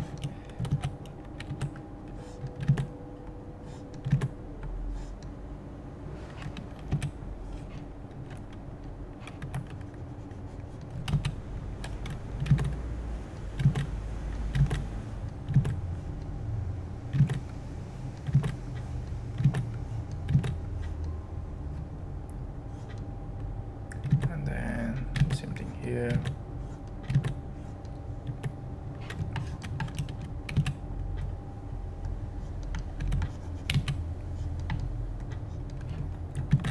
And then going downwards to the ear.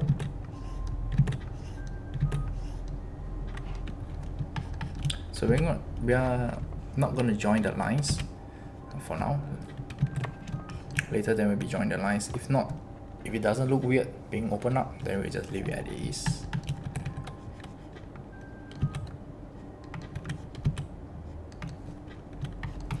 Then I don't like this shape, then I'm gonna change it up here.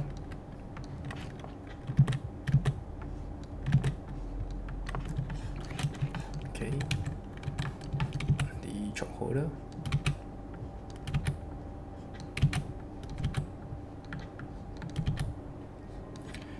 One thing to take note of when doing line art is try to make your sketch as light as possible to the visibility that you can see, but the visibility isn't as strong when like it's very similar or very close to your line art. The main reason is if you are drawing at such a high visibility for a sketch, the sketch is giving you extra energy to your line art, which later on is going to be hidden away. And most common scenario is many young artists, when they finish their line art, and when they turn off the sketch, it feels as if the line art is going to crumble. There's not enough energy inside, or it just felt very weak. So to prevent yourself from falling into this trap, your sketch, try to keep it maybe 10% or maybe at 15 or max 20. So for me, I'll just put it at say 20. Let's see.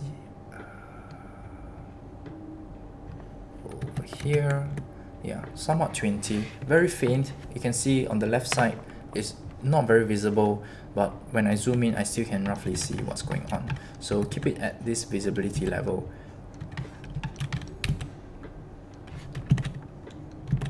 So it will not give you the false impression that oh, okay, so it's looking nice, everything is good. This kind of this trap. Okay, now I'm going up here as well.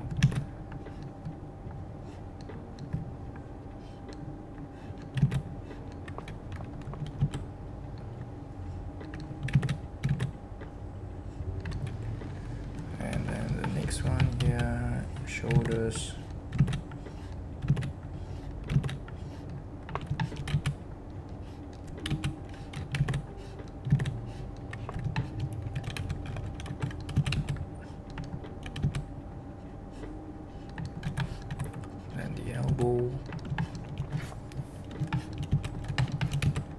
The other flap for the collar.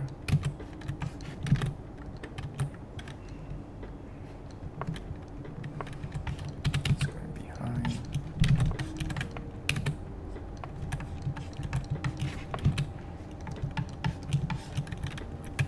The bracelet.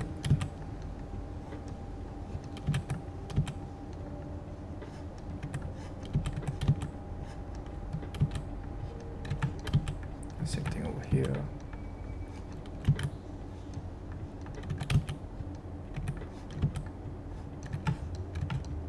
So I'm not going to do any shadow or shading or any thickening of line art. We'll keep it to phase 2. Right now, I'm just following the sketch that I've created. Trying to make the lines work together.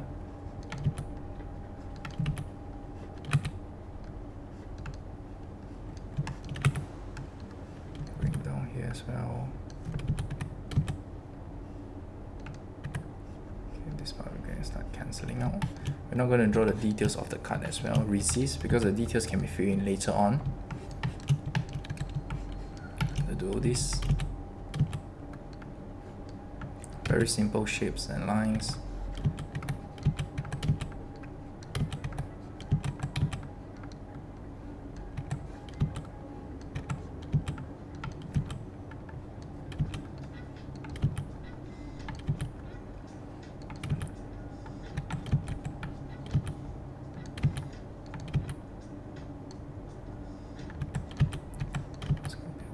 Cuts here.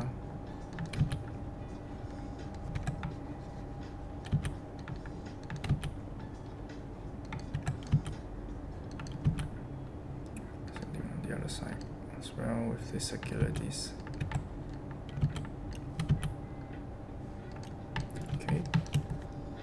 And then something with the join.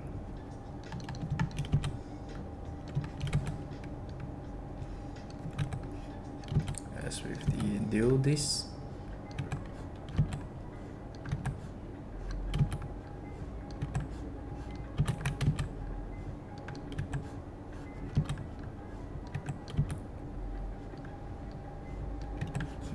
follow the triangle shape. I'll show you that my way of not following the reference, just doing this.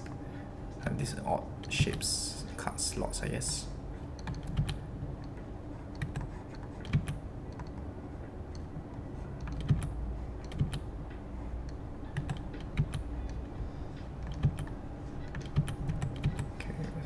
Here.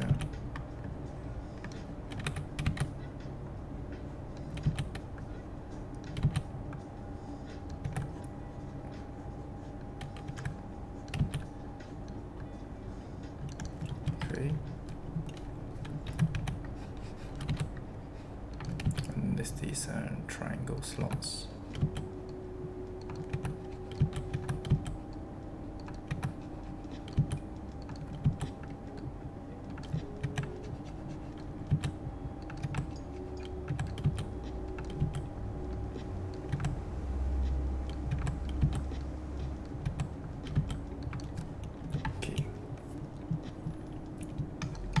So for now, we're gonna leave it as is. Understand that when doing phase 1, phase 2, and phase 3, this isn't the final version. As of now, this is not the final version. When you're drawing, if it feels very weak, let it feel weak. Don't go and think that your drawing is not nice and stuff like that. Don't do it. Understand that this is just really whatever that's the sketch version. I'm just doing a HD version of it. That's all. I'm drawing a bigger version of it. I'm not enhancing it. I'm really just enlarging it. That's all. So it's only normal that the line art isn't as strong, or maybe it's even weaker than the sketch itself. So it's perfectly normal. Okay, got this one here. Alright, then we got the puzzle. Let's draw the puzzle.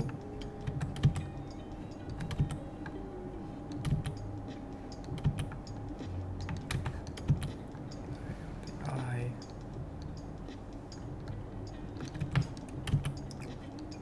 So instead of the chains, I'm gonna draw the string first. Or maybe I can draw the chain now. Okay, wait. For chain, I'm going to draw it very simply. I'm just going to do these curved lines, look something like a chain. Maybe here I'll just do it like a...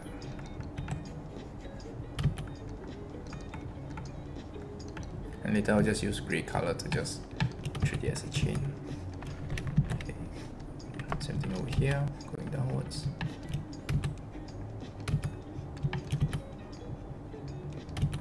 So the inverted E for the barcode.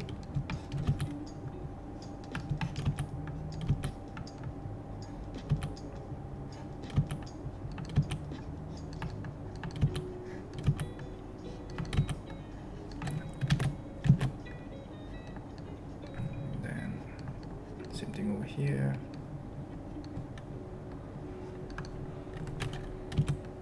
Circle turning out to the side. Another circle over here.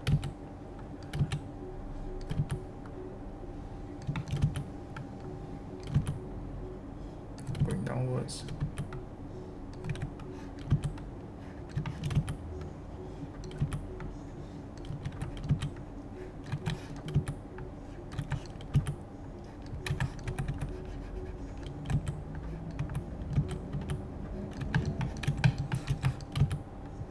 Draw the big barcode. All the knobs. The main reason why I'm drawing by the side is just to create extra detail by the side. You can choose not to, you can choose to, but if you just want to add more details, putting half a circle by the side, it just add extra details to your object. A very simple object. Again, no chicken scratches. Continue to move on.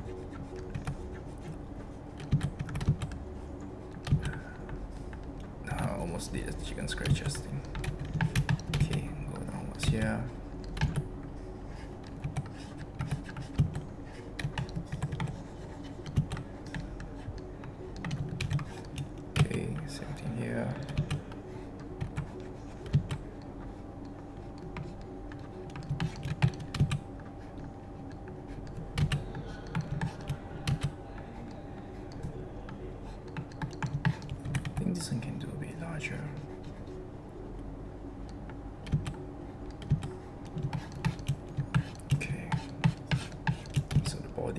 almost miss out.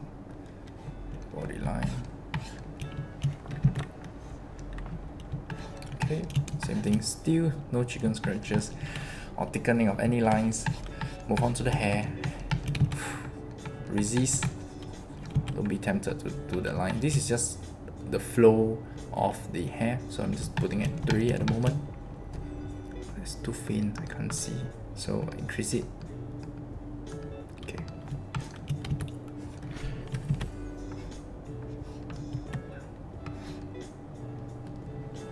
You can see that I really go whack at the hair portion.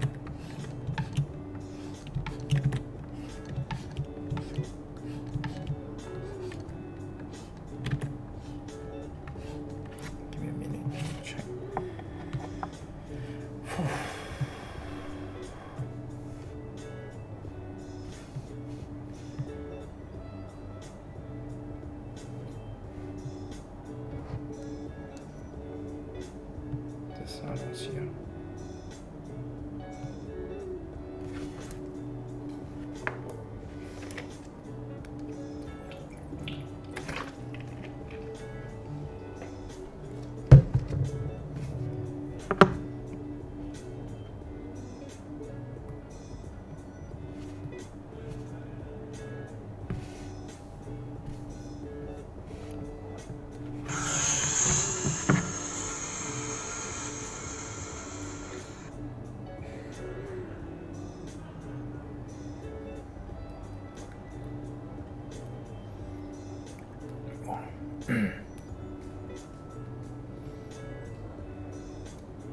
Give me a moment, got a message.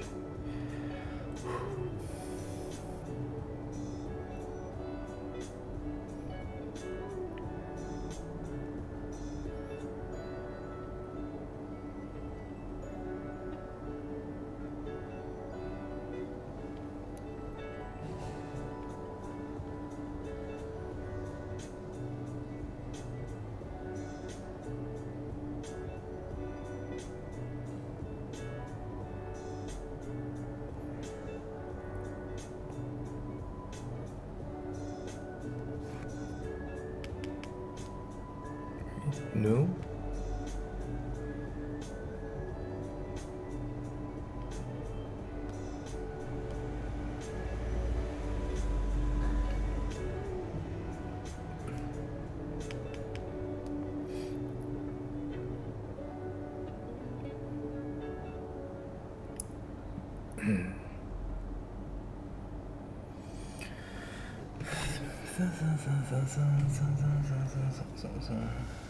Okay, back. Oops, okay, I didn't like this line. Same thing. Following the lines. Because this one is a very sharp angle, so I'm going to change it up again.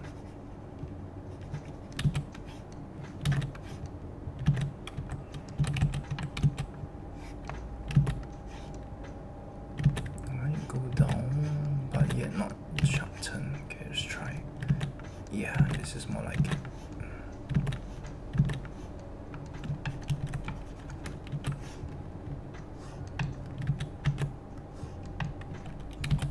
Okay, same thing here. Go downwards and curving it in.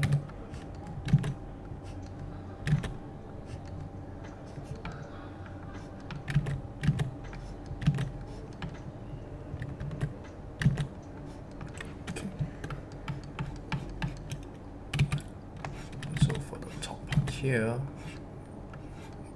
we're going to follow what the lines that we've previously sketched.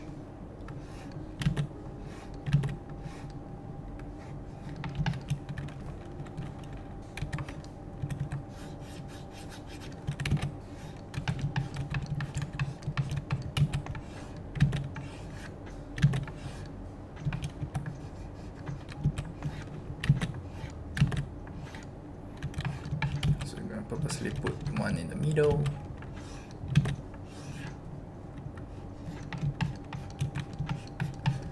This one is actually, okay, never mind. I think I'll just take away this one first. You know, you create a very weird flow. the curvy line is the black color line versus separating the red and the black, but later on we will do that. For now, we just focus on the outer shape first.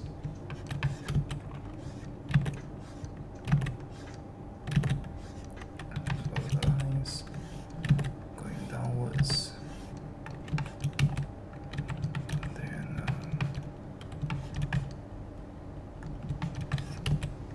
going there,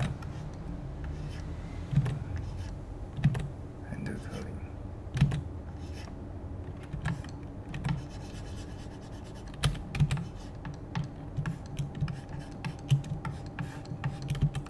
Same thing for this. I'm going to curve it this way. I'm going to put a side button here.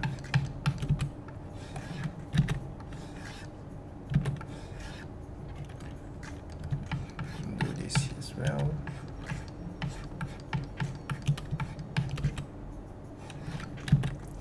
I'm going to curve the lines.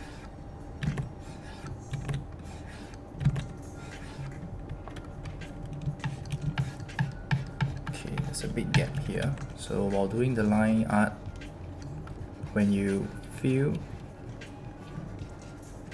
that a certain area is very empty, but when you're doing the sketch it doesn't feel empty, feel free to add in. So for now, I felt that this space here looks really weird and there's a very empty feeling there. I'm just gonna close it up by just adding a line across, because it seems like there should be something here, but I didn't draw it, so I'm just gonna add one line just to fill up the gap. Same thing over here. Just gonna join this one.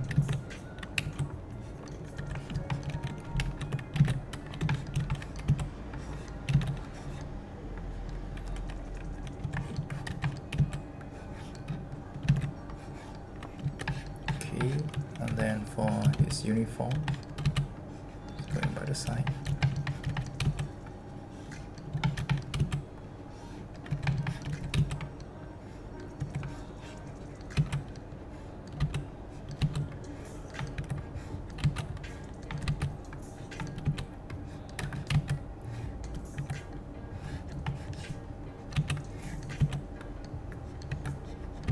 Then go down here. Same thing for this. Go down here.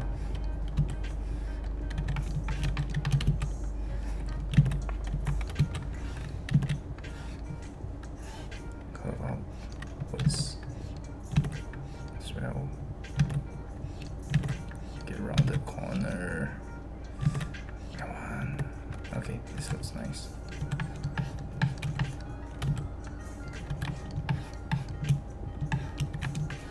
Okay. Oh yeah, the extra dot here.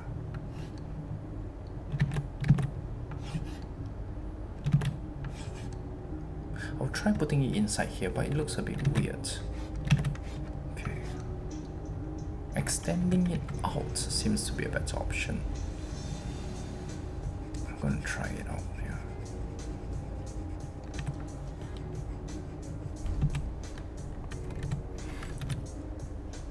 We'll see how it goes. You see. Very interesting. This inside also look weird. Outside, weird, but not as much. Okay. So we got the HD line art, the HD sketch actually. Yeah. So we're gonna do the Snipping Tool as well, and I'll be reading your comments in a bit. Here, click new, go down here, save as, WIP2, as well as this one. Remember to save your canvas, I totally forget again. Let's see, line art 1.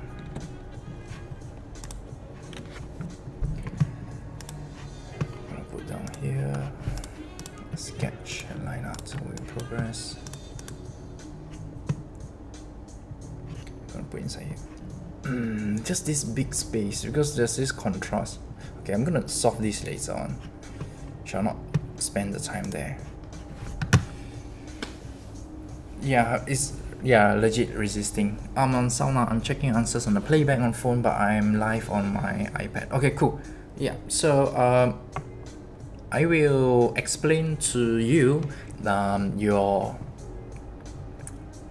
drawing and the reason why I use those lines in a bit. Okay.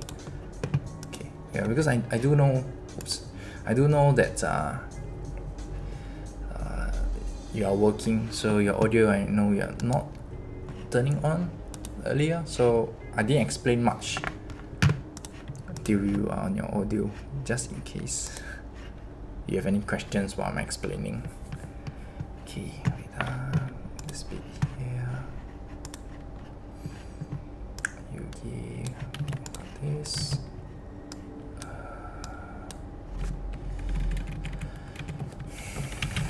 Why not phase 1?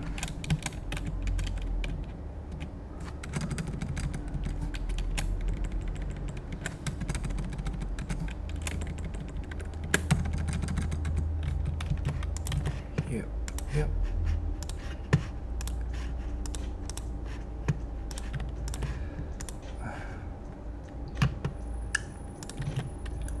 Why not phase 1? Come on, load. Why not phase 1?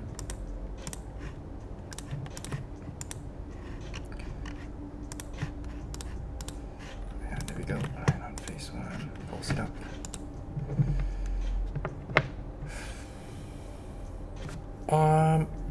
Let's say Frank asks, how do you overcome self-doubt, especially when you're just starting out in drawing? If so, what helped you in the past? I would say I was really fortunate, number one, that when I first started out drawing online at my very first few chibis. Looking back, I definitely made a lot of mistakes. I see that I made a lot of mistakes, but I'm not sure if the viewers knew I was making mistakes or they genuinely like what I was drawing. When I first started out, I got a lot of encouragement, more than critiques and negative remarks. So I was really lucky, and the feedback from the online community, which is total strangers, not talking about friends that are online, but really just strangers like you and me, like right now, just as viewers, they gave a lot of encouragement and they want to see the next drawing I did. So the period of self-doubt in this whole drawing career was very little, and it helps a lot at the start with the negative remarks. Should I have any negative remarks at the start? It hurt me a lot, like anyone else. It damaged me a lot. But I had more positive remarks than the negative ones, so I just keep drawing and drawing and drawing. So that's my past, and encouragement from total strangers helped me a lot. Yeah, encouragement, positive vibes, I guess, helps a lot. Okay, yes, all good. Let me just post on Instagram first, and then I'll touch on DA Prodigal's drawing in a bit. Okay, let's see here.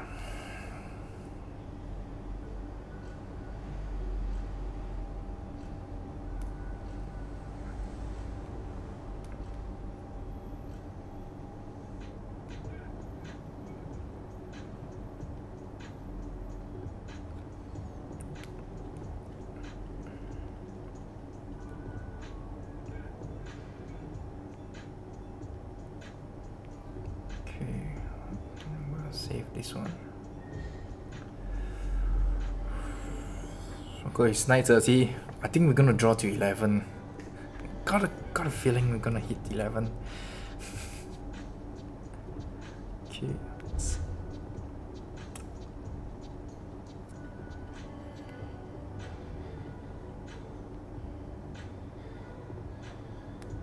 Oh, okay.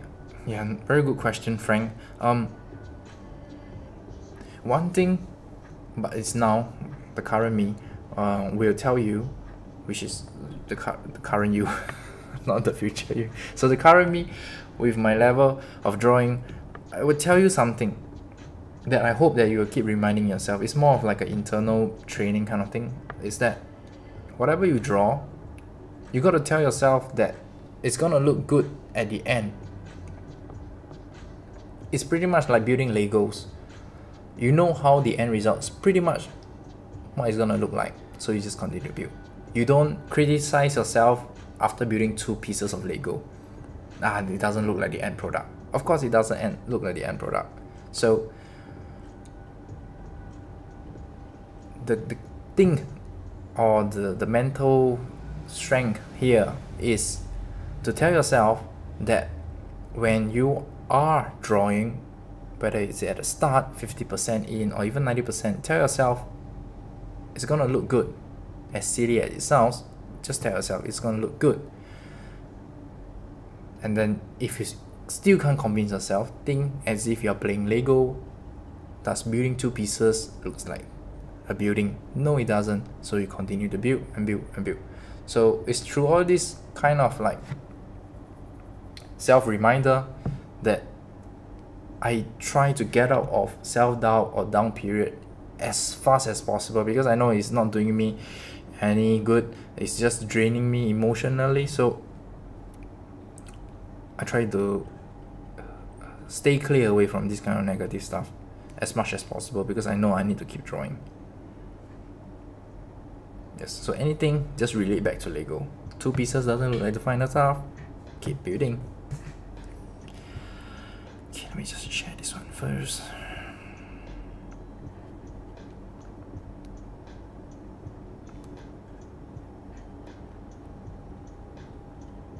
Okay, we are good here. Okay, you can hear now? Okay, good. Okay, let me just go to your drawing. And oh, what's this? Oh, League of Legends. Okay. Alright, so for your drawing wise, I didn't change a lot for the face, because the face is really the representation of an artist's style. So if I change too much, it will look as if I'm the one drawing, and it's not going to help you in the long run. What I did in your drawing was, let me just copy the image preview here. Okay. So what I did in your drawing is I widen the gap in between the eyes. This one. Oops. Okay. So I widen the gap in between the eyes. Ooh, hold on.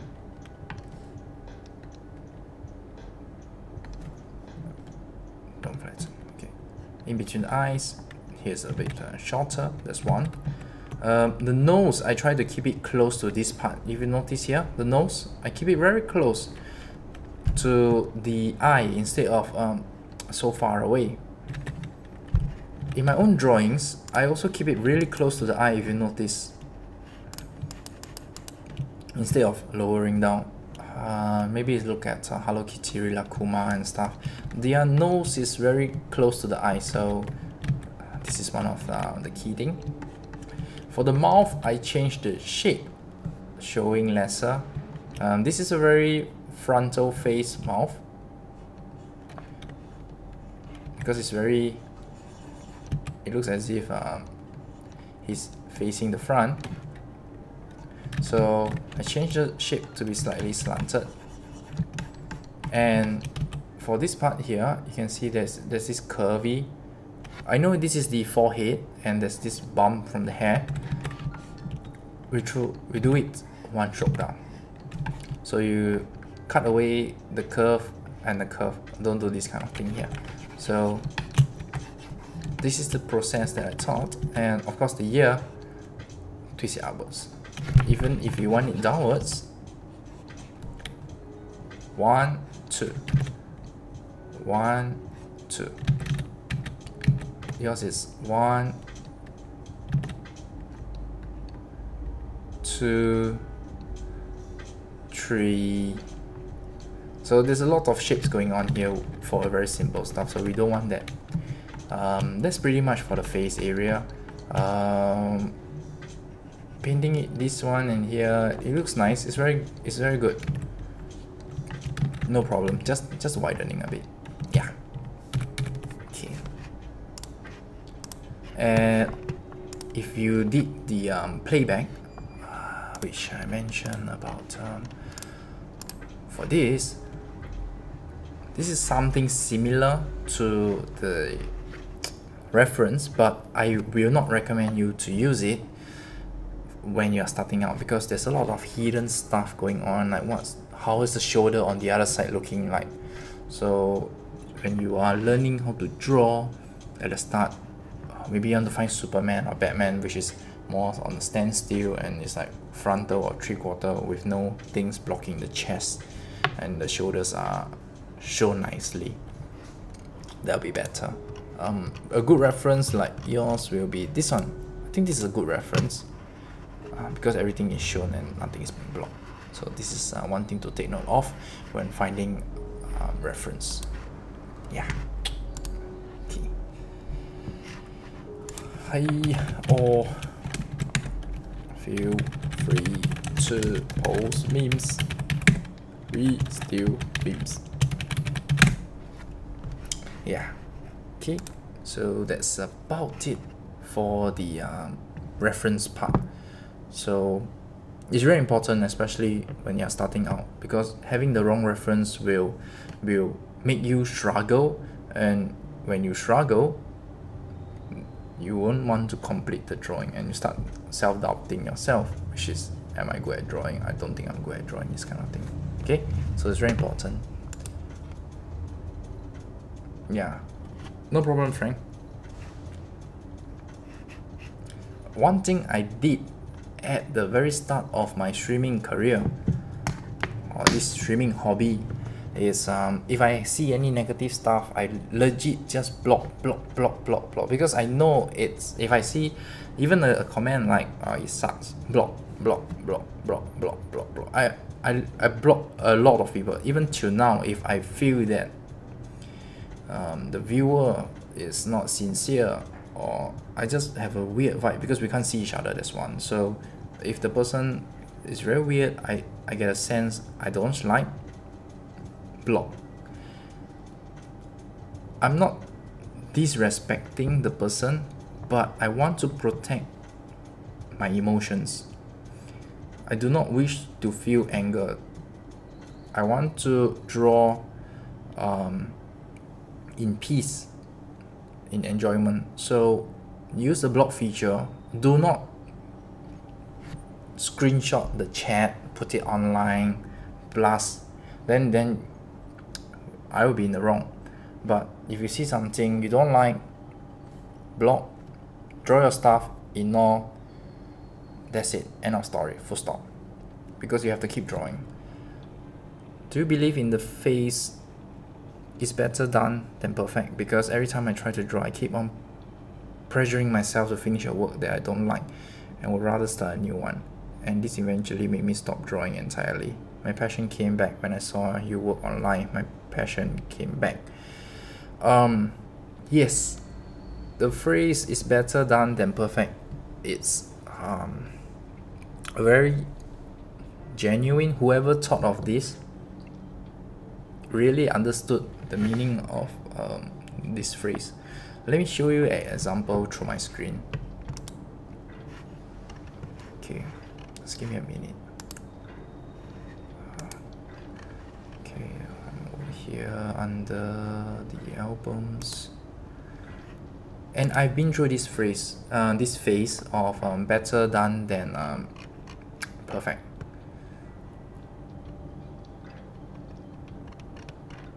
I'll bring up the Minecraft part and the Valorant part. Okay. So when I was drawing the Valorant series, okay, maybe the Minecraft one. Okay, so when I was drawing the Minecraft series, can I zoom in? Zoom? No. Okay. You can see the patches. The colors are not blending. it's very rough and I just consider it done. My passion to draw the Minecraft wasn't very strong because it wasn't the usual character that I was drawing. But I knew that I have to do this, I have to try it out and understand drawing blocky heads. So I gave it a shot and I wasn't enjoying to the maximum while I was drawing humanoid characters, but I tried to get through it. So along the way, it's still very blocky. It's cool. I understand why I'm doing it because I'm not really enjoying it, but I still want to try it out. I finish it, I post it online. I don't give myself very harsh remarks, say okay, it sucks, so I should not post it online. I post it online as a form of reminding myself that I finished this art piece, I'm going to put it up there. People who like it, they like it. People who don't like it, they don't like it. It's up to them. I finish it, I put it up there. I continue. And before I know it, unknowingly, the painting becomes smoother. You can see that the colors are blending better as compared to the redstone, the mob, as compared to the arch illager. So sometimes when we don't enjoy, it's because we meet a roadblock. And how do you get out of the roadblock? There's two things that will happen. One, you quit, you stop, you get out. But who is the real person here that is losing the game? Is it the artwork or is it you? Now, back to the same situation. You don't enjoy it, you're struggling, you just want to get over and done with. Fine, get over and done with. Post it up online, every day do. Unknowingly, things got better. And for some weird reason, I enjoyed drawing Minecraft characters. So this is the thing that I want you to understand and know, that even me, I've been through this phase. It's normal, it's common, and it's really a filter to sieve out the weaker artists and the more hard-headed, more persistent, more determination artists. And once you get over that hurdle, you will just improve naturally. So this is something that you have to tell yourself when you draw things. I don't like it, but I'm just gonna do it anyways. This is not the result I want, but I'm just gonna post it anyways. Just do it. Yeah, I'm quite harsh on myself when I come to drawing. I mean, during other stuff, I'm quite relaxed on myself. I'm a very laid back person, but when I'm drawing my stuff, I don't give myself the option to quit easily. I will only quit if either my program or computer cannot work, stuff like that. If not, I have no reason not to draw. Even if it's just a simple drawing, just do it. Yeah. Holding the gun is hard. The gun part for this, okay,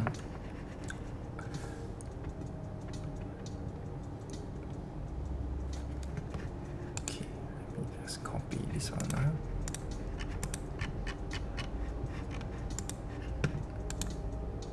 Copy image preview. For the gun part, do this instead. Don't focus on the fingers, but rather do this. 1, 2. The gun. Like that. That's it. Very simple lines. That's it. Don't do the finger whatsoever. It just looks somewhat as if it's holding can already. Don't go and overthink it. At the end of the day, it's the whole image. The gun part, just draw maybe like a small, what is this shape called? Rectangle? Yeah, a rectangle, a stumpy rectangle, and a small square by the side to represent the thumb.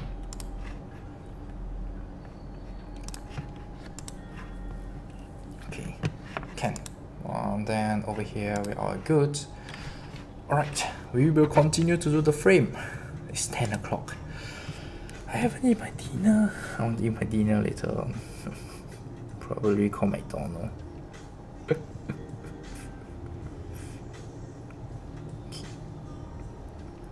me a second, just to make sure that everything is alright here.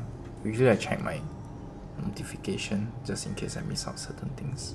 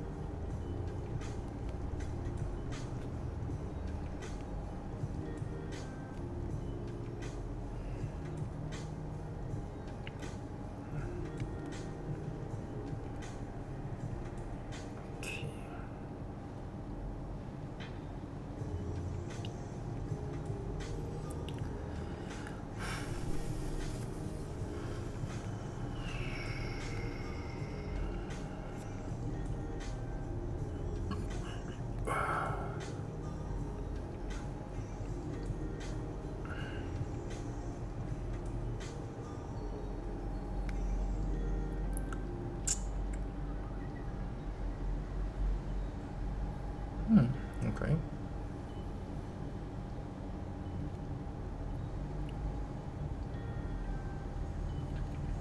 Okay, good. All right. Yes. Okay.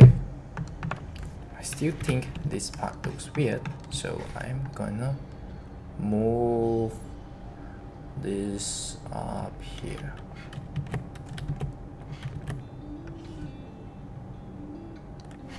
Yeah, he looks better.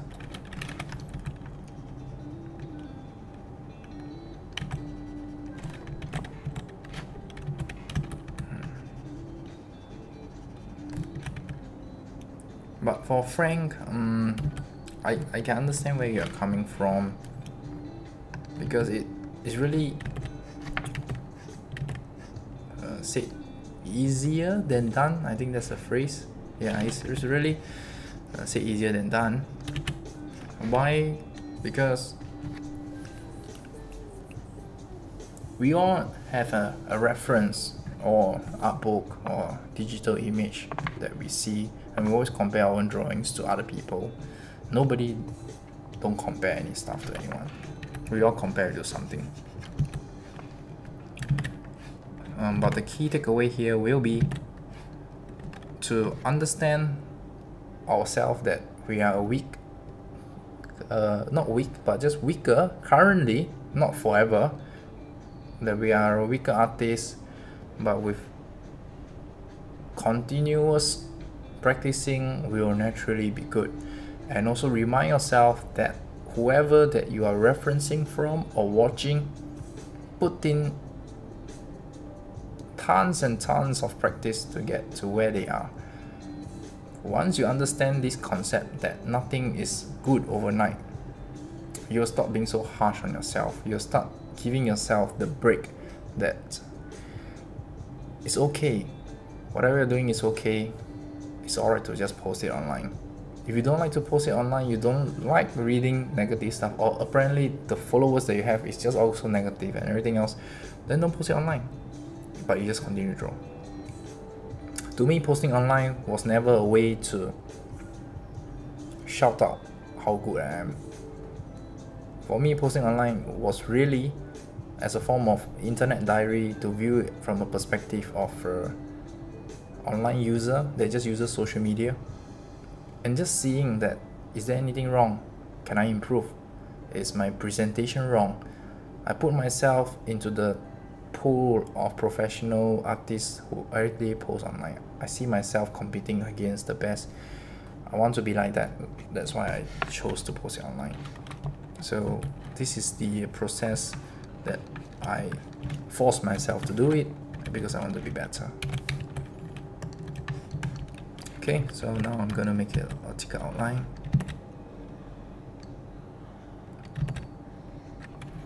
And then I'm gonna do this one here. Now I'm gonna do the frame.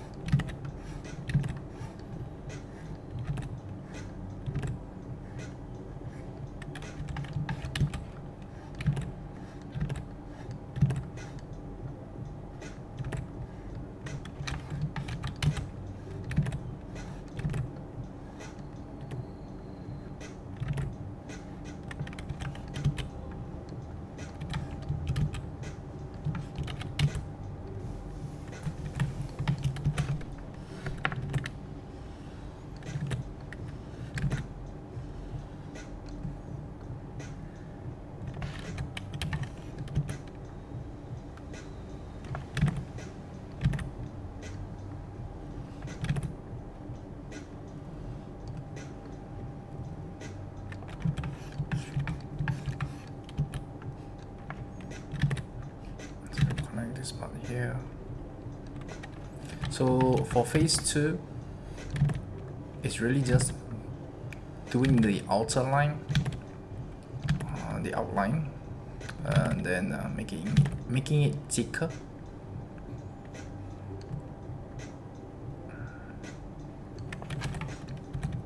If the line is wobbly, just need to erase a bit and sharpen things up.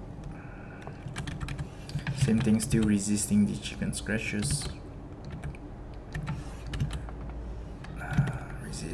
Resist. Right, then I'm gonna paint downwards here.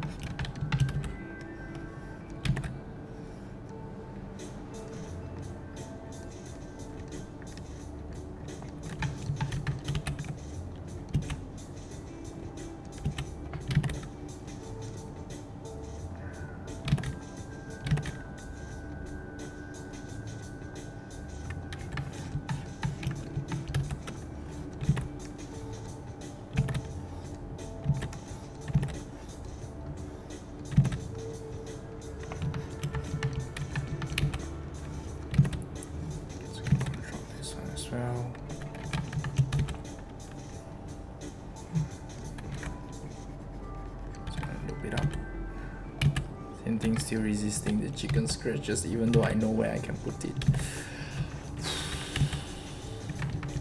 I tell myself it's gonna look good.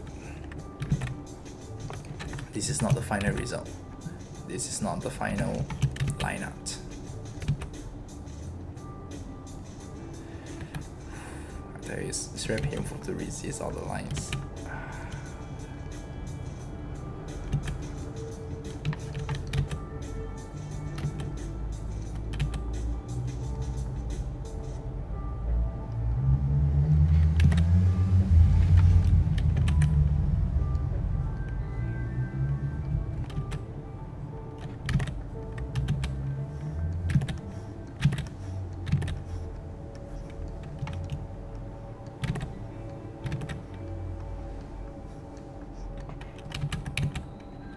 Oh yeah, remember to save a canvas.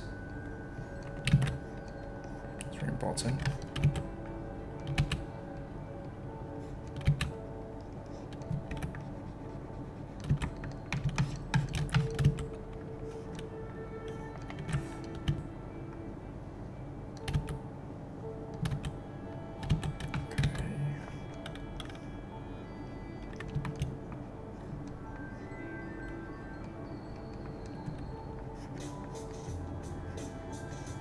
Same thing here as well.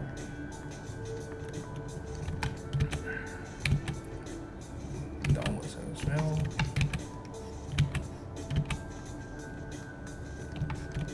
Okay, cards.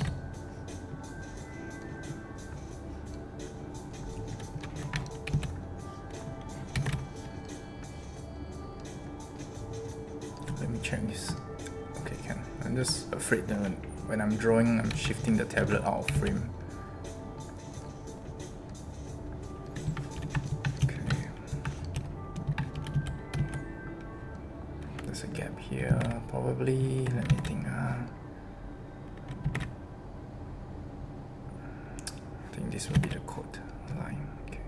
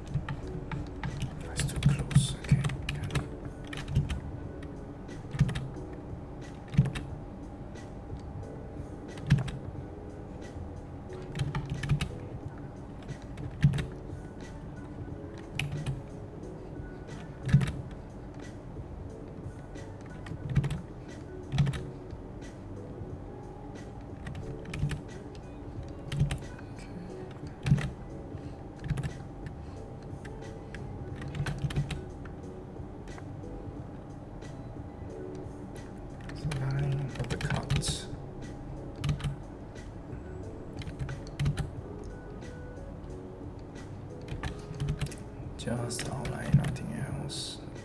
Resist. Okay.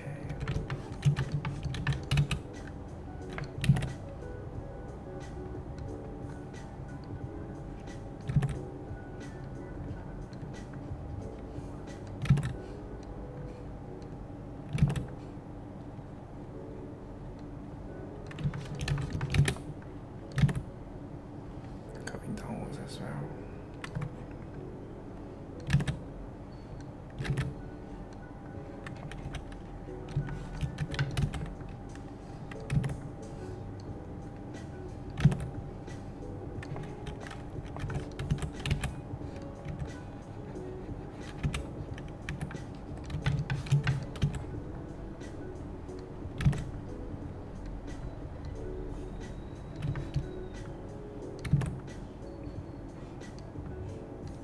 Going up here, going downwards.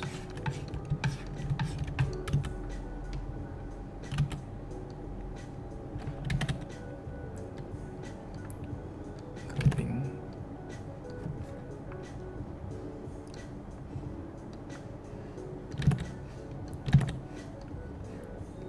Okay. Just the outline, nothing else. Whew. Damn. Okay.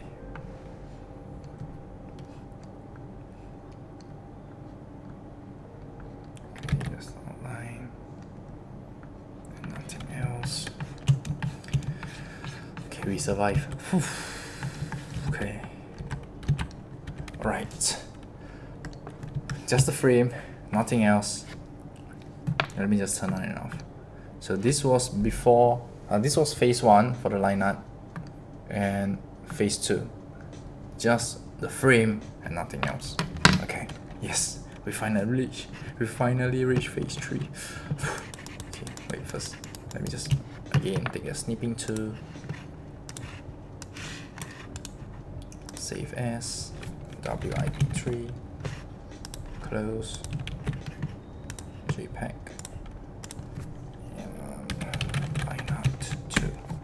Whew. Remember to save your canvas. Yeah. Okay. Line up to work in progress. What's that?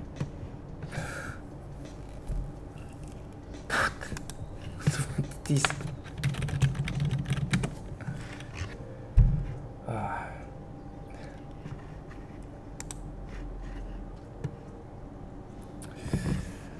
Okay, well, let's see. Okay, hi Smiley. Michael, how do you determine your chibi style? I don't have a formula or style that I purposely chose to do.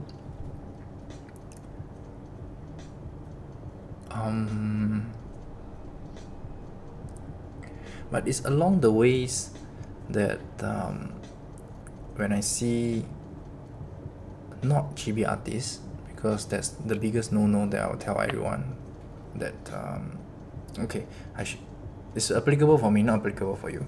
So for me, I live by the rule that I respect other chibi artists, but I don't want to fall into the trap of mimicking or subconsciously acquire formulas that other chibi artists have unlocked with their knowledge and apply it immediately to my drawings. So I buy Nendoroids,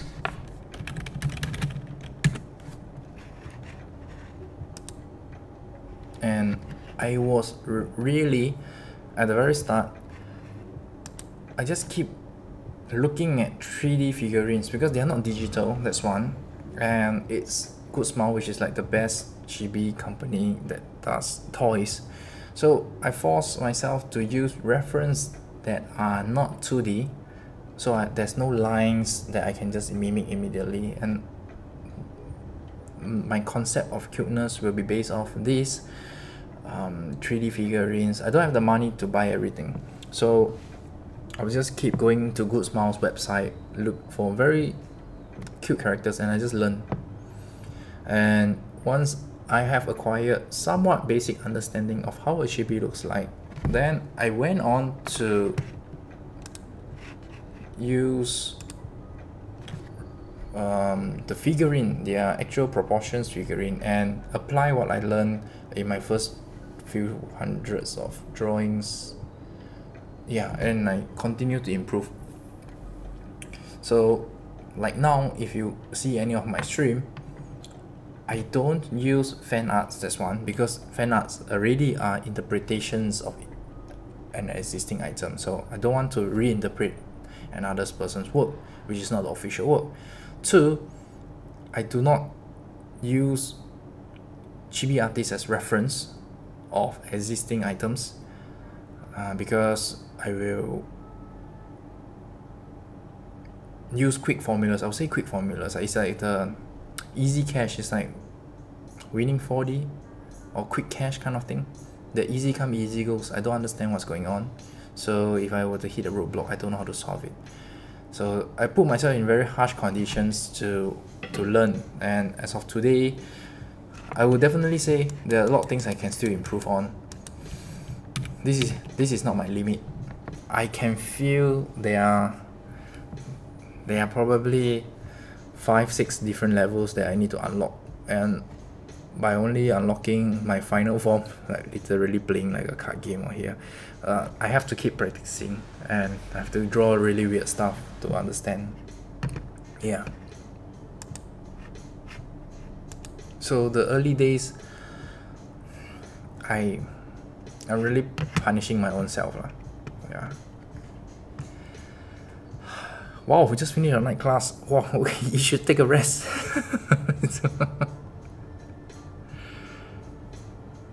Just call me Day. Oh, okay, can. Awesome. Yes. Thank you very much, Day. Thank you. You're welcome, Frank. If you have any this kind of questions, like you're unsure, you're a bit lost, feel free to ask. If I've been through the situation, I will tell you how I get out from it. If I never been through that situation, then I'll let you know I've never been through. I won't smoke you with some nice saying and stuff like that, but I'll let you know what I will do should I be in your situation. Okay, so the most important part is you are never alone when feeling really down. Many artists felt that. Many artists gave up. Many artists strive and became better. So it's really your choice whether do you want to stop. And you have been through that path of stopping already. Means you stop, and when you get back, it's good that at least you get back. But you realize that you didn't improve because there's no drawing. But at least you came back. Those who stopped and never came back, their art is also lost with them. So keep drawing no matter what, no matter how down. Maybe a doodle, a sketch, a smiley face, whatsoever. Just get it done. And before you know it, you'll just improve along the way. Yeah. Okay. Okie dokie. Now, did I post it? Did I post the... No, I haven't posted yet. Okay, can. Okay. Just post this one here. We have successfully reached phase 2 of the line art, and we are almost 3 hours in. But it's all good. At least there's real situations out there that I know you are facing. I've been through it, and hopefully I can help you in a way or two, just shed some light into your path of drawing chibis, because that's all I know. And I'm very happy that you as viewers, they, Smiley, and maybe some of you, the but is very shy that didn't show me your art. But if you're practicing, I'm very proud of you, because whatever you are listening here and drawing here, it's very tough. It's not easy. It's simple, but it's not easy. Because it looks simple, it's like there's no complex things. But the understanding, the deforming, and making it look nice, it's never easy. So understand that what you're doing right now is very hard. That's definitely gonna struggle. But if you keep doing it, down the road, every week while I'm drawing, you're drawing, you're gonna improve. Okay? So this is something that at the back of your head, I want you to keep telling yourself that if you keep doing it, you're gonna get better. And it's true, it's very, very true. I did it, so can you. Okay, let me just gonna put this one here.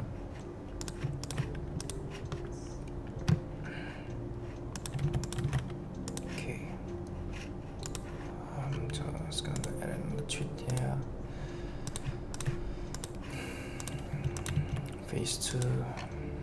Tweet it out. Oh.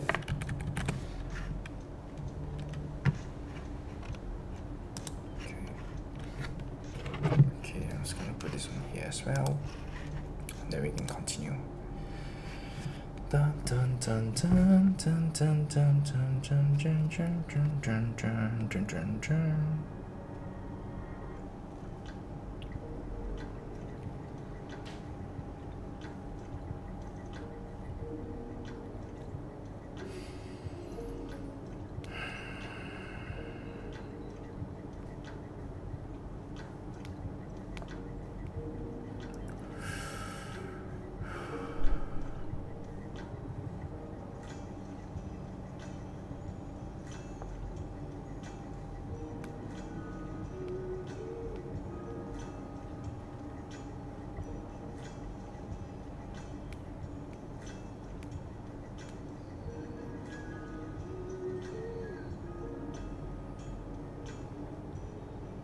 Super hungry, but we're almost there.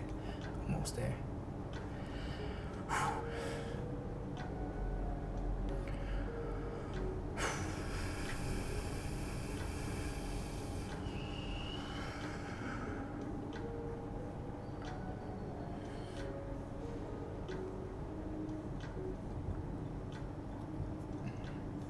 Okay, let me just do my necessary posting first.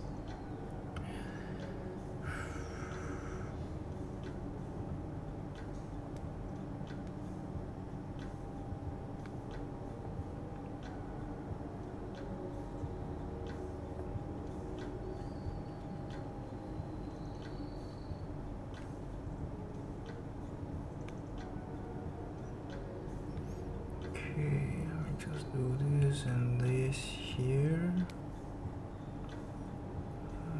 Next, phase 3 is just go havoc, go chaos. Just have fun. We deserve it. You deserve it. I deserve it. We deserve it. Yeah.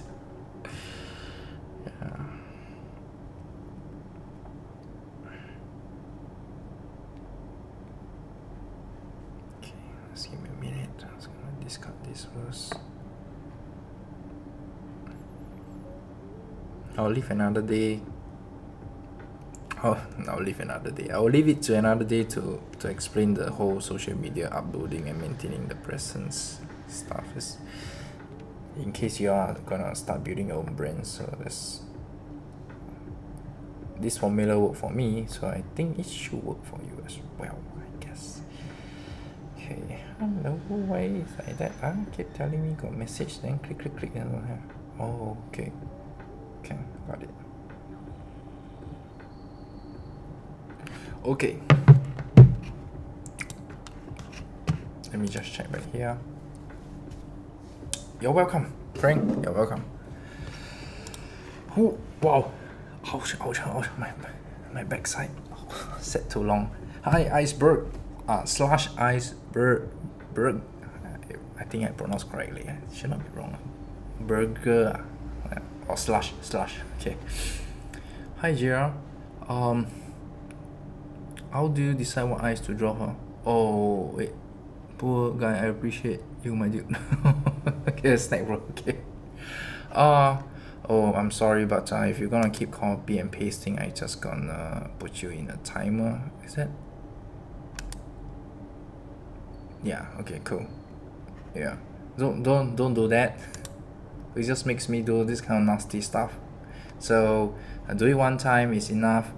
If you do it multiple times, I have to do it this to you, and if you do it again, then I just have to block you.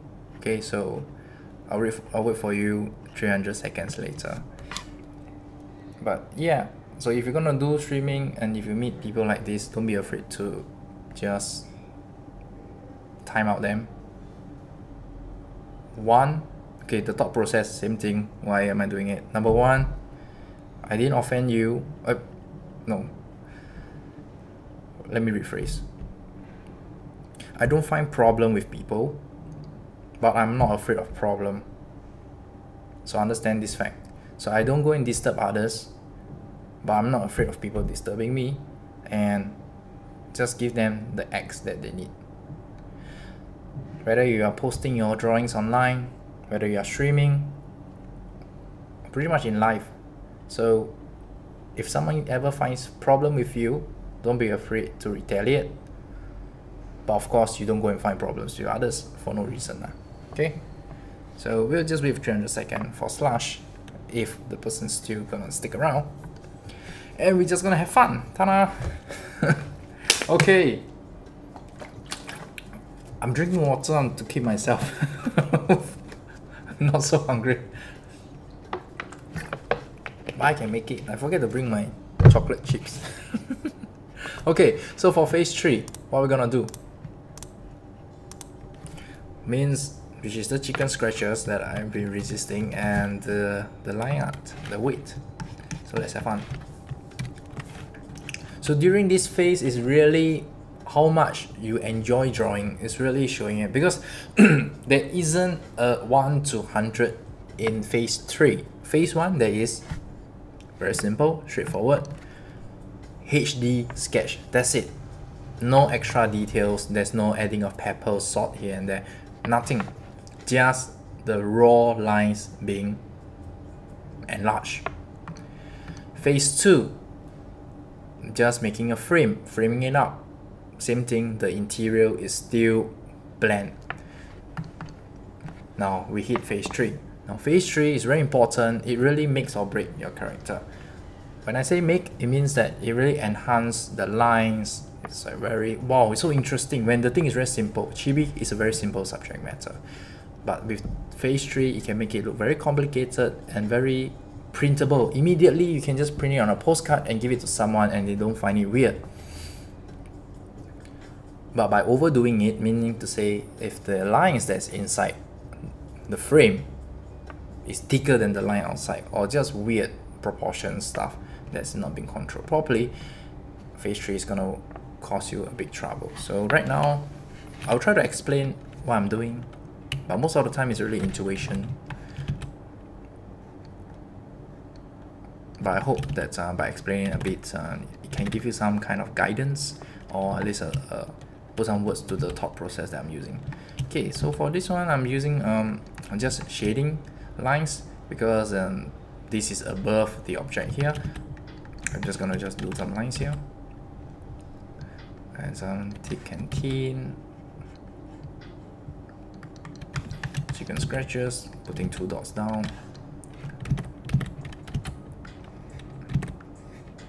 Same thing over here. Same thing for the face as well.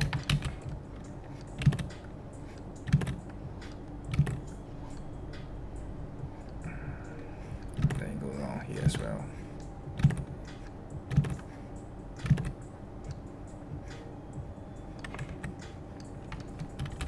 Okay, if this is too thick, then you're gonna reduce it.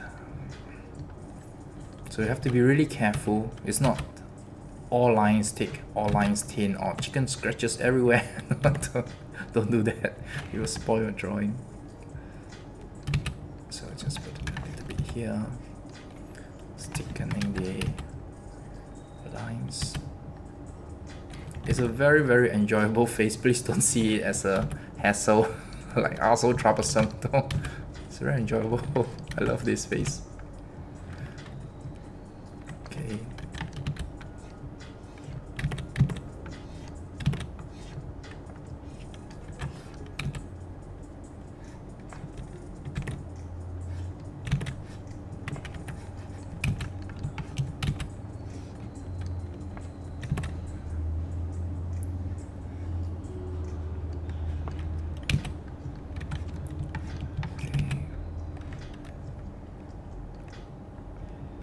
This is one of the main reasons why I say you must be very happy when you're drawing. I'm not kidding this part. Because think about it, drawing from 7:30, we're not creating anything that's edible or playable. We are just creating an image, a JPEG image. Okay, let me just put it very bluntly to you. What we are doing here is just creating an image. And to anyone that's not an artist, it's an image pretty much like a Google image. So think about it. 3 hours sitting down here, torturing yourself, going through depression because it really will, that I'm not good at drawing, punishing yourself, taking all kind of negative stuff from the online community. You're really legitly punishing yourself. Why? Why put yourself in such a situation? So you really have to enjoy drawing 3 hours, 5 hours, 6 hours. It doesn't matter. But the thing that you're drawing, your emotions, is so important when you're drawing. I cannot emphasize this more enough. Look at me. To my mom, I'm crazy. Like, oh my goodness, after 3 hours, and then it's only after 3 hours that I'm enjoying. So how crazy that sounds. So emotions is as important as your actual skills. You can have the best drawing skills, but if you are emotionally unstable, it's really hard to pull it off. And again, if you are not good at drawing, you are just a normal student level artist, but you're always happy for some reason. You know how to control your emotions and just be very positive all the time. You realize that you attract a lot of people into your art, with your art. Yeah, you attract a lot of people with your art. You might not be the best in your cohort or online, but the way you reply, the way you use your colors, it makes people happy. And that's the power of art. And once you recognize this power that it has, just without communication, without any speech, video, just a pure JPEG, the power it has is very large. So being happy, creating something enjoyable to look at will get you really, really far.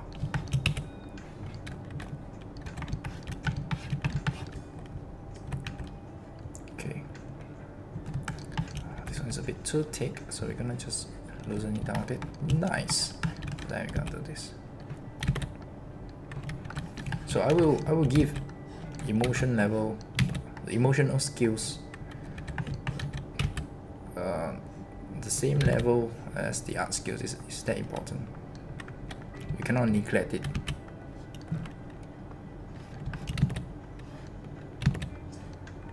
Okay. Over here, I'm just going to add this dot line here. It's as if he's wearing a earring. I really like it. Can I just cheat? Can I just cheat? I think I'm just gonna cheat. I really like drawing characters wearing this kind of earrings or just something like that. That looks like a earring. Okay, I'm gonna cheat and just draw that. Yeah. Okay. Then we're gonna do this one here as well. Putting up.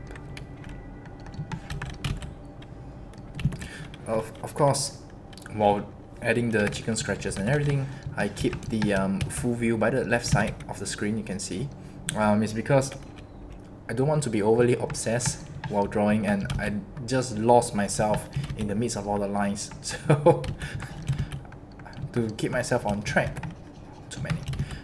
To keep myself on track, I keep the full view by the side. If you don't have, make sure to zoom out, zoom in time to time if you're drawing on the iPad. Is to make sure that you don't get too overboard in any part of your drawing. Yeah, it's very important.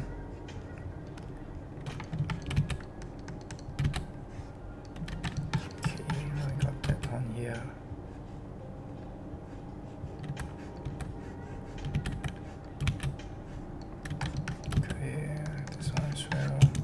I think this is a bit too high. Just add a bit more. I'm gonna put it closer here.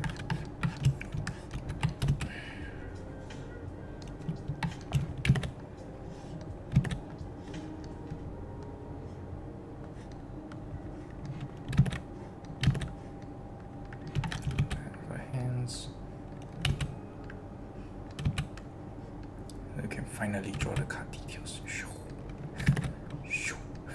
It's an extra finger. It will solve itself when we start painting. It's cool. Okay, and then here.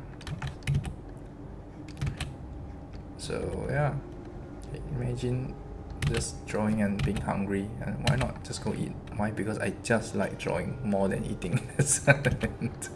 Yeah, it sounds really crazy, but yeah. No one is paying me to not eat. No one is paying me to draw this, but I still want to do it. So this is the amount of passion that we are talking about here. Like no one is paying you to watch me draw. You chose to hear me explain the process and then the way I do things, and you want to learn. You want to see, okay, what's this weird ass dude online doing? So yeah.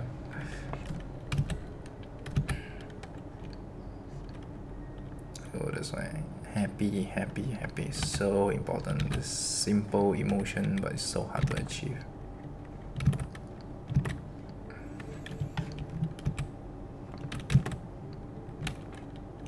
Okay, just gonna add some more details. Same thing here.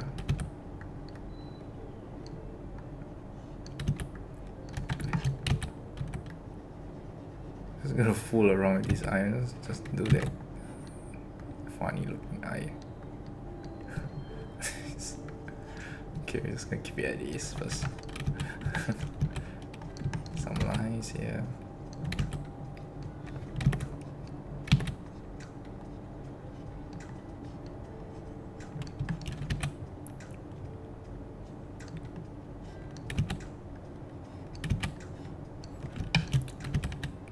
So if you're willing to just put yourself in very hard situations, the first thing is don't reference the chibi, but you're looking for mine, so okay. Besides, then I'll just change the way I will my approach.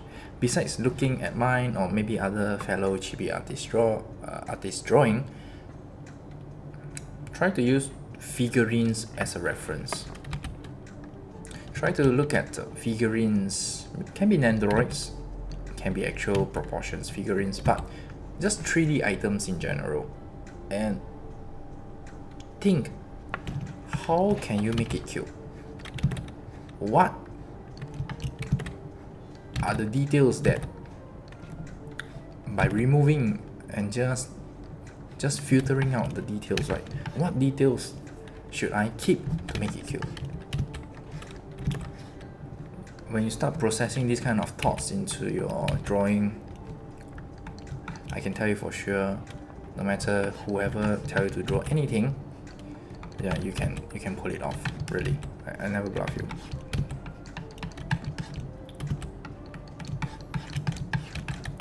So it's a very like a secret weapon. Reference from 3D figurine.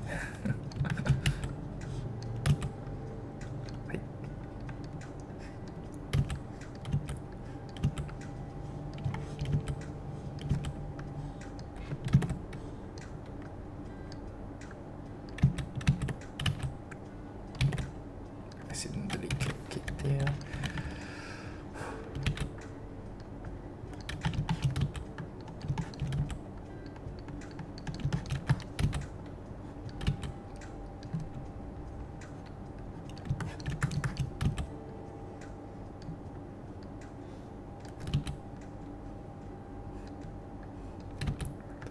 Here as well.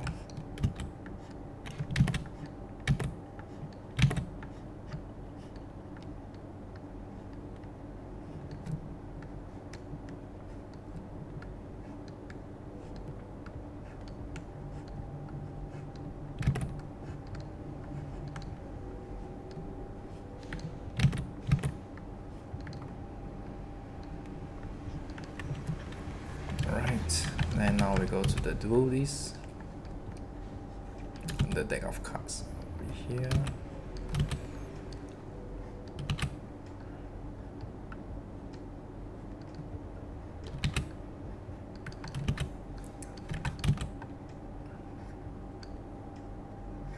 Got a number display.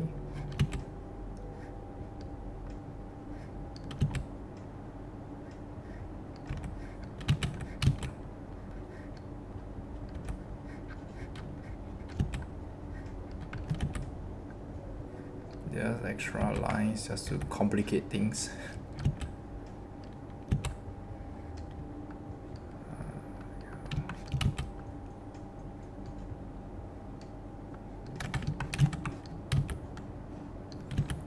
Okay. Same thing here. This is my cheat code of just adding lines to complicate things when it's wrong by nature. I'm gonna widen the arrow.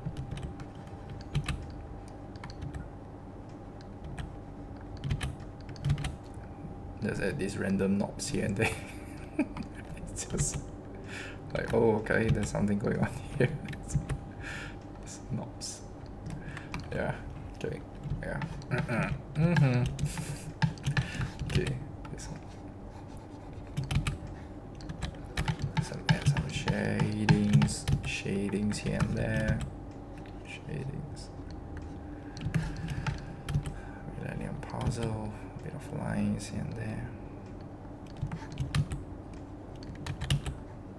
Yogis bracelet. His eyes here. Mouth. Not so much on the mouth, but yeah. Let's see, can I add something here? Maybe here I can put an X. Yeah, just for fun. And then as well here.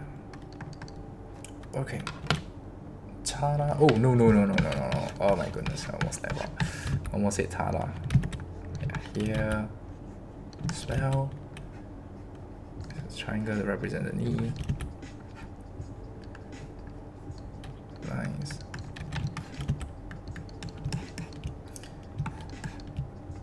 Okay.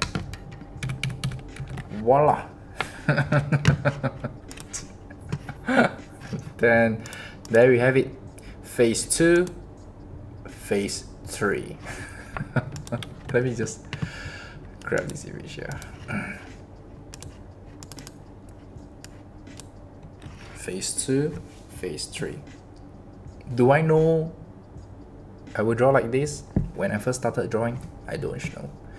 Do I know that it will turn out like this while drawing phase 2, phase 1? I also don't know. But what I know is it will look good in phase 3.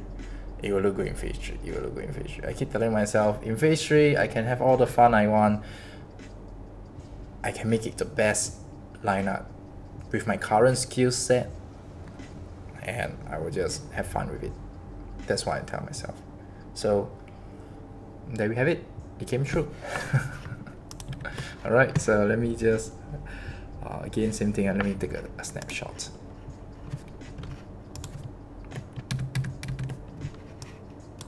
Here, Snipping Tool. Oops. New. Here, save as WIP4. Oops. Oh crap! I think I clicked wrongly. Yeah, definitely WIP4. Let's close this. Save as JPEG. Line art 4. Put into the Discord here. Line art 4. Okay, let me see if there's something here. Something down the side.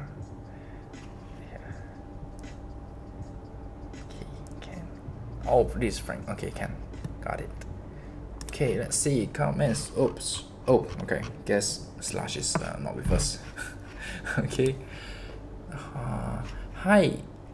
Giedar Omar Ogre. Oh, so sorry if I pronounced the name wrong. But hello. Okay. Yes, I can go and eat my dinner now. Okay, so that's it for today. This. Okay, can. So that's it for today. We completed the process of doing the sketch all the way to the line art, and if you wish to share your art in the Discord, feel free to do so. Link is in the description. I don't do draw over specifically to anyone nowadays, but if I see that you have the potential, you are really trying to learn, I would be more than happy to help you out. But I need to really see the effort from you as well, especially if you are new here. And lastly, also enjoy drawing. Really enjoy drawing. Whoever that's watching right now, I know you can do it. But you just have to believe in your own self that things will become better. I don't know when. I don't know. Maybe it's 100 drawing. Maybe it's 1,000 drawing. I don't know when. But you're gonna be better. You're gonna be better than me if you keep drawing. If I draw 1 per day, you draw 2 per day. You'll be faster. You'll reach my level even faster than how long I took, and you will just exceed me even quicker as well. Okay, so keep drawing and you improve. With that, I guess that's the end for tonight. Yes, I'm gonna upload this image, and yeah, I can have my dinner now. Okay, can. So I'll see you on Thursday, and we'll be doing coloring for Yugi. So till then, enjoy drawing, and bye bye. All right, here.